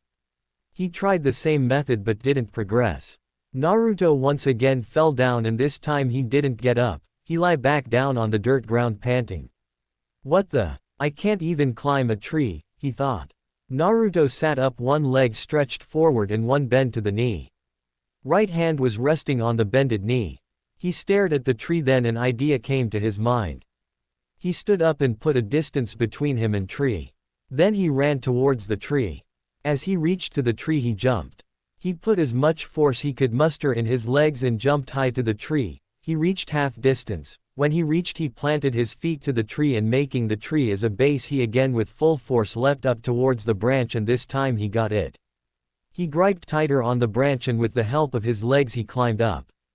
Phew. Finally. That wasn't so hard, was it? He said to himself. He lay down on his stomach on the branch and closed his eyes and started to think. What should I do now? I am weak, I can't do anything as I am now. And I can't rely on Academy anymore, they aren't going to teach me anything. Then what? He thought. Anko-chan, where are you? I am alone again. Please come soon, he whimpered longingly. But what if she doesn't come back? The mere thought made his heart beat faster from fear. No, if she really loved me, or loves me, then she will come back to me. Kami said she is alive. That means she is somewhere in this world, out this village. I am mad at you, Anko-chan, really mad. And when you return, you will have to answer me and I will punish you. So I will wait for you, he said to himself with cracking voice. Naruto was mad at her, but right now he needed comfort in any way, in any form. He needed someone or something to cling on after Kasumi's death because it was being hard for him not to break in mind, and these thoughts put him on ease a little. And it's true, everybody needs someone or something to cling to life. No, I need to stay strong because now it's not the matter of only ninjas, it's a fight with God. Naruto tried to divert his mind to different direction. Okay, first I need to collect my thoughts and I should focus on my training. Now what should I do so Shinigami won't be able to catch me? Shinigami takes people's soul when they die, or taking the soul makes them die. And Kami prepares the stage for it. That means first Kami prepares the stage with the event which leads the person to their death, then Shinigami comes and take the soul which result in the death of that person. Naruto's eyes widened in realization. He stood up and jumped in cheers, but he forgot that he was on a branch. He lost his balance and fell down. He landed on his leg, in which resulted in a sprained foot. Ow, shit. It hurts, Naruto groaned in pain. But it was worth it. I got down the fact in once. Naruto moved towards the tree and sat down, his back leaning against the tree. A smile graced his lips on the little achievement. He closed his eyes and in a matter of seconds he dozed off. The soft wind ruffled his blonde hairs. Naruto woke up after a while. He sat up straight, rubbing his eyes. He took a look around him and gulped. The sun had already set, but it was still not complete dark. He could see. The voices of the animals were much fiercer now. He stood up and started to move out of the forest. He walked fast to get out of the forest. After 20 minutes the gate came into view. He came out of the forest. He made his way to his apartment carefully so that nobody could saw him, and whenever someone looked towards him either he hid or turned around. It was dark now, so it was a little hard to see who it was, so it was a little easy for him to walk in the streets. I should hurry to my apartment. I must reach to the apartment before the street lights turn on, he thought. After 10 minutes Naruto entered his apartment and got out of his clothes and entered the bathroom for a shower. The bathroom had enough space. A rectangular bathtub in which 2 or 3 person could sit easily. Naruto relaxed in the warm water of the tub. After washing himself he wrapped a towel around his waist and stand before a mirror which was sticking to the opposite wall of the door. He looked to his reflection in the mirror. His hair was a little long now. He was total skinny. His ribcage could be seen clearly. Naruto sighed. He got out of the bathroom and only wore a boxer and flopped down on the bed. It really was a long day which started from Kasumi's death. I will find who murdered you Kasumi, I promise you. And when I will find him or her, I will give him the most horrible death anyone would have ever seen. Now I have to find a way to know when Kami starts her traps for a person to lead him or her to death. That means a better, no best understanding of our surroundings. But how? There are thousands of elements and objects surrounding me. And I think that surrounding is just first level to understand Kami's traps. How many levels are there? And how to know about them, and the most important question is where? I can't trust anyone in this village anymore. Only one person, Anko, but she isn't here and it's impossible for me to know when she will be back. Then where can I find the solution? Where can I find the way? Library. But they won't let me enter the library. And if I enter somehow, then what? Library is very large, and in which book I will get my answers? Damn it. With one solution I got more questions and problems to face. Naruto sighed as he came out of his thoughts. He turned to the side facing the wall. Again continued his thoughts. And what about academy? I don't want to go there anymore, but there are 1 or 2 kids who are a little nice with me. I am not friend with them, but they don't shout or beat me whenever I ask something to them. But still they don't talk to me. Yeah, I don't have any friends in the academy. I am alone, again. No one circa care for me, Naruto said to himself, his voice cracking in the end. Tears welled up in his eyes. Naruto closed his eyes tightly shut and tried to stop the trembling and tried to find any warmth from the mattress. Then he heard someone, I can help you. His eyes opened wide. He got up from the bed hurriedly and looked around the room frantically. Who is it? Come out, said Naruto while checking the room. But no sound came again, or no one was there. Naruto then walked out of the room to the living room. He checked living room, bathroom and kitchen everywhere. I think my mind is playing games with me. The stress is too much for me, I guess, Naruto mumbled to himself. He sighed and again flopped on the bed and closed his eyes. But he didn't sleep. He was waiting for that voice to sound again. But when he didn't listen any voices, then he became sure his head was messing with him. Then he faded off to darkness. I can help you, Naruto heard again, but he didn't wake up this time. He felt like falling down in the darkness and suddenly he stopped.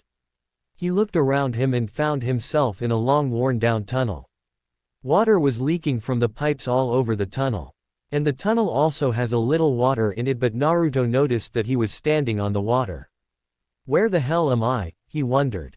He started to move in forward direction, and after walking about 1 minute he was standing in front of a wooden door which was completely worn down. Naruto could feel the ominous presence behind it. Someone very dangerous was behind that door. A red mist was coming out from the narrow space under the door. Naruto felt a chill of fear ran down his spine to his whole body, which resulted in trembling. Whoever was behind the door was calling for him. His heart was pumping in his chest furiously. Whoever was there felt different, weird-like unknown feeling he never felt from anyone. It felt demonic. But why would there be a demon, and where the hell he was? Is it a dream? No, it feels real. He pinched his arm and felt pain. No, it's real. Is there a demon or a monster? But why would be a demon or monster in Konoha? And the words, demon, and monster, felt familiar. Monster, demon, monster, is it related to me and all the names people called me? His eyes widened in realization. It's all related to him, but how?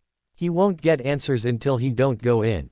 So he collected his nerves, took some deep breaths and with a determined look in his eyes touched the door thinking that what can happen more than death and his goal was already to defeat death.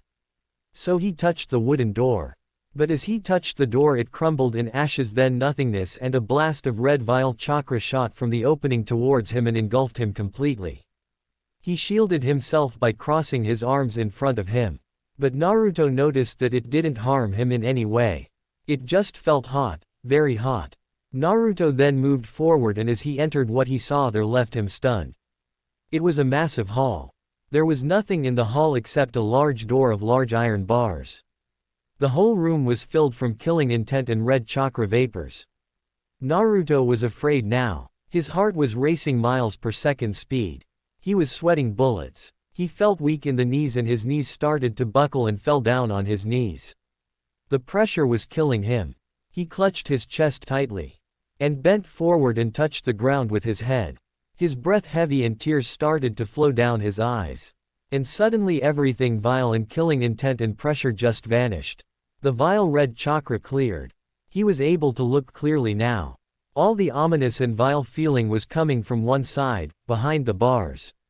Naruto looked towards the bars but couldn't see anyone behind it. He stood up and moved 2 or 3 steps forward and froze. He could see now, the 2 red glowing orbs was those eyes of someone. Naruto, despite being afraid to his core didn't have any choice but those red piercing orbs or eyes was the very example of extreme intimidation he ever felt from anyone. Only 2 red orbs or eyes were visible to him, no body. Naruto collected all his strength and moved forward. He was now about 15 feet away from the bars. Come near, Naruto heard someone say behind the bars. Now his fear was skyrocketed. But he didn't give in. He wanted to see it. He wanted to see whom eyes are these. He wanted to know the one calling him. So he again stepped forward. His heartbeat was increasing in his chest and pounding in his ears with every step he was taking ahead. It was taking his full strength for every step. With every step he was taking towards the bar, a large silhouette was coming in existence. And the figure was becoming clear with every step as his heartbeat was becoming faster. Now Naruto could see clearly what was behind the bars. His eyes wide from astonishment and fear. The words died in his throat. He felt his mouth dry. His body was sweating. He felt like he was about to faint. In front of him, behind the bars, the owner of those red eyes was a dark orange-colored gigantic fox. The eyes were now clear to Naruto. 9 tails were swaying behind the fox. The fox has large sharp canines. A red aura could be seen around the fox. Naruto couldn't stand on his legs anymore. He fell down to his knees. He was breathing in long strides, almost on the door of hyperventilation. Naruto closed his eyes and tried to calm his breath. After several minutes when he calmed down, he lifted his head and opened his eyes slightly. He looked at the fox for several seconds and then asked in a hoarse voice. Who, or why, you? Naruto asked stuttering in fear. The fox was silent till, the fox was observing the boy from the time he entered his mindscape. The fox could understand Naruto's fear of him. What a pathetic human. Would he even be able to understand what I want to tell him, thought the fox. Fox heard Naruto asking who the fox was. Well, finally you came, Fox said. What do you mean? Naruto asked a little calming down. And who are you? Naruto asked again. I am, Fox Demon Lord. Human also call me. Naruto felt his mouth go dry, Kyuubi. The Demon Lord introduced himself. Naruto froze again now after knowing that the creature in front of him was the Kyuubi. He had heard the name from his assailants. And now it was making all the sense why people called him demon. But, wait a minute. I am not the demon. He is the demon, Naruto thought looking at the Kyuubi. Oh, okay, you're the Kyuubi, but why are you here and but first where are we? Naruto asked. The fox sighed. This boy was really an idiot, he thought. We are in your mind or mindscape. You are sleeping right now.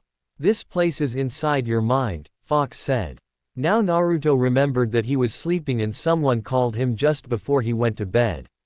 But what is this fox doing here? Naruto thought and asked. Oh, okay, this is my mind. Naruto said, motioning his hands. But what are you doing here? Naruto asked curiously that what a demon fox was doing in his mind. The fox sighed again and decided to tell him. You are really an embodiment of idiot, you know, but I will tell you because I know that nobody told you. Oh, oi, Naruto said and stared at the Kyuubi. Kyuubi took it as his turn to speak. And it's necessary for us to be on good terms. 10 years ago I was sealed in a woman named Kushina. Naruto hearing this became more curious and opened his mouth to relieve his curiosity, but Fox cut him off. She was pregnant at that time. So when she gave birth to her child, the seal became unstable because she was weak at that time and I wanted to be free, so I was using all my might to get free. And it became easy for me when a masked man came, the fox said and looked at Naruto if he was listening, and surprisingly he was listening. Naruto then voiced his confusion. Masked man. Yeah, a masked man, an Uchiha scum, Fox told him. Uchiha? Naruto thought and could see clearly the hateful, enraged look on the fox's face. Then the fox continued. Uchiha like Sasuke, right? Naruto asked. Yeah, that bastard Uchiha freed me, but as he freed me he got me under the control of Sharingan and made me destroy Konoha, the fox told him in an angry tone. The anger wasn't directed to Naruto, it was directed to that damn Uchiha in an imaginary way. Naruto heard the fox carefully. Now he understood what happened 10 years ago. But it wasn't complete, and before he could ask anything the fox continued. When I was busy destroying the village, the Yondaime Hokage, Minato Namikaze, came to stop me. He teleported me to out of the village, but this time I was out of the control of that cursed Sharingan, but my mind was fuzzy. I wanted only one thing, and when I got it after almost 2 centuries I didn't wanted to lose the chance, so I fought back. And after a while that woman Kushina came, but there was some other people too. One was your Sandaime and other I don't know, he had white hair. I got busy with them, and when I again looked at the Yondaime and Kushina, that damn woman restrained me with her chakra chains. And now, if I think, she was very weak at that time, she couldn't even talk properly, let alone do anything but those damn chains. There was a child in Yondaime's hands. He said to Kushina to seal me in that newborn, but she refused straight, but Yondaime said something and she nodded. I could see clearly that she was hesitating and her mind became unfocused, and I tried to take the benefit of it but was unable. I saw Yondaime summon the sealing platform and laid the child on the platform. Fox told the story and checked again that Naruto was listening or not. Naruto was listening every word of it carefully. He knew this was much important to know the secrets everyone has been hiding from him for 10 years. So he listened carefully. And when the fox mentioned the newborn, he understood who that boy was, and he felt tears welling up in his eyes. From the story it was clear that the woman Kushina didn't want it but reluctantly agreed. Naruto made his heart hard again and listened. I was just gotten freed from Sharingan and my mind was fuzzy and I was desperate to be free, and seeing that child just made it sure that they were going to seal me again in that child. So I attacked the child, but as my claw was about to kill the child, that damn Yondaime and that woman Kushina blocked my hit by taking it to themselves. My claw pierced them both, but it was too late for me. The sealing was already done, just finishing remained. So like that I was sealed in that child, or you can say, in you. The fox finished the story. A sob erupted from Naruto. He choked on his own saliva in his mouth. So, I think this story just exposed many secrets for you. And also, why am I here? I would have taken over or killed your soul till now, but the seal was powered by Shinigami himself. So it was almost impossible for me to do that. And I stuck here in this damned cramped place in this cage for who know how many years, the fox said again. Naruto calmed down, thinking that he needed answer and he can mull over it later. So he started to ask his questions. So, all the things that happened to me was because of you? Naruto asked bitterly. Yes, the fox said plainly. And you were the reason Yondaime died? Naruto asked again. Yes, the fox said again plainly. Naruto stayed silent for a minute, his bangs foreshadowing his eyes, and smirked slightly. Well, I can understand that it not your fault completely, Naruto said, smirking. That was the reason I told that whole damn history point to point when I don't even acknowledge a trash human like you, so that you could understand, because you are an idiot, Fox said. And in future I didn't want to waste my time to explain things in between. Why are you making that smirking face? Fox said but added, you are looking like a horizontal crack. Naruto's smirk vanished after listening last remark. Oh he exclaimed but after some moments the smirk returned. I am smirking because, you want something from me, don't you? Naruto said smugly. Well, you are not as much idiot as I thought. You are right. I want something but not in free, the fox said. Huh, what do you mean? Naruto said a little confused. The fox sighed again and said, for me, you were a pathetic human trash. I would have devoured your soul till now if I could. But the seal was powered by Shinigami. And if Shinigami wouldn't have powered it I could have been succeeded, but because of Shinigami I trapped here. Before today I was just thinking to take you over by using your anger as a catalyst. But you found some sources which reduced that chance to nothing. But today's event just changed my perspective of you, Kyuubi told Naruto. A smile graced on Naruto's lips when he heard about his sources of happiness. After listening Kyuubi, Naruto understood why Kyuubi decided to help him. But Naruto decided to listen Kyuubi more. You are still a pathetic trash human, but to challenge not one but two gods is a feat that only 1 in a million could do. Initially I thought that you were an idiot, challenging the god. But a plan came to my mind soon after. And I thought that if I help you with it then it would benefit not only you but me too as well. I will be able to take my revenge on Kami and Shinigami, and in future I will be able to get freedom. So, that's how it is, Kyuubi said. After telling him everything, Kyuubi waited for the response from Naruto. Naruto, after listening everything from Kyuubi, understood everything, and now he knew the truth of what happened 10 years ago, the truth of Yondaime, the truth of Kyuubi, and most importantly the truth about him. But did his parents not oppose this idea of sealing Kyuubi in him? Did his parents really abandon him? Naruto teared up on this thought.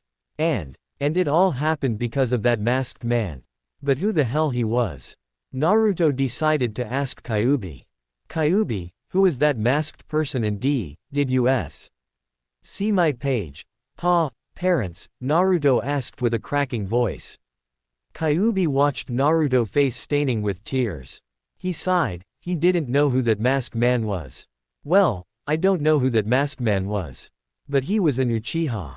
And well, I don't know anything about your parents. Who were they? They loved you or not? They abandoned you or not? These are the questions you yourself will have to find out, Kyuubi told Naruto. Naruto's eyes glinted a little with hope that maybe his parents didn't abandon him. Well, I will find out. Naruto clenched his fist and threw it in the air upwards and yelled, I will find out who my parents were, and I will find out who that masked man was, and when I will find him I will give him the hell of his life, Datbeo. Naruto's face morphed in that of a strong determination, like it was when he challenged God. Kyuubi looked at Naruto. Yeah, strong determination, that's what I needed to train him in what I want to train him. Okay, let's not overwhelm him, he still needs to come with the terms he just got to know. Brat, get out from here now, and remember, don't tell anyone anything. Behave normally like you do always, Kyuubi said. What? Why? If I won't talk to anyone about it, then how would I know who my parents were? Naruto asked the Kyuubi, wondering why did the fox not want him to tell anyone. You are idiot, Kyuubi said.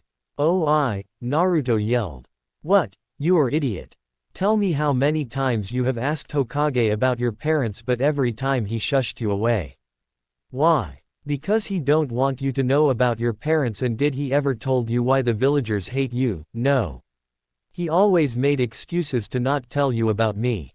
Why? I don't know. You have to find this out too. And you need to be very careful now, because Hokage won't leave you alone. He would have already sent Anbu to spy on you, Kyuubi warned Naruto in a stern voice.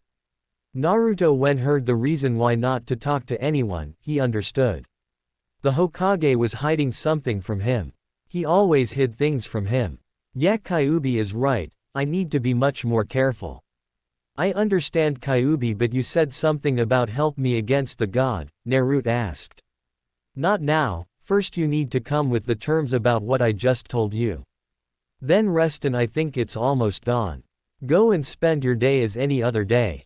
And one more thing, you can talk to me anytime you want now and vice versa. You only need to think and I would know. I have established a link between our minds, Kyuubi said. Naruto nodded, and as he turned to leave his eyes widened in realization. How will he go out from here? He turned towards Kyuubi and rubbed the back of his head sheepishly and asked, how can I leave from here?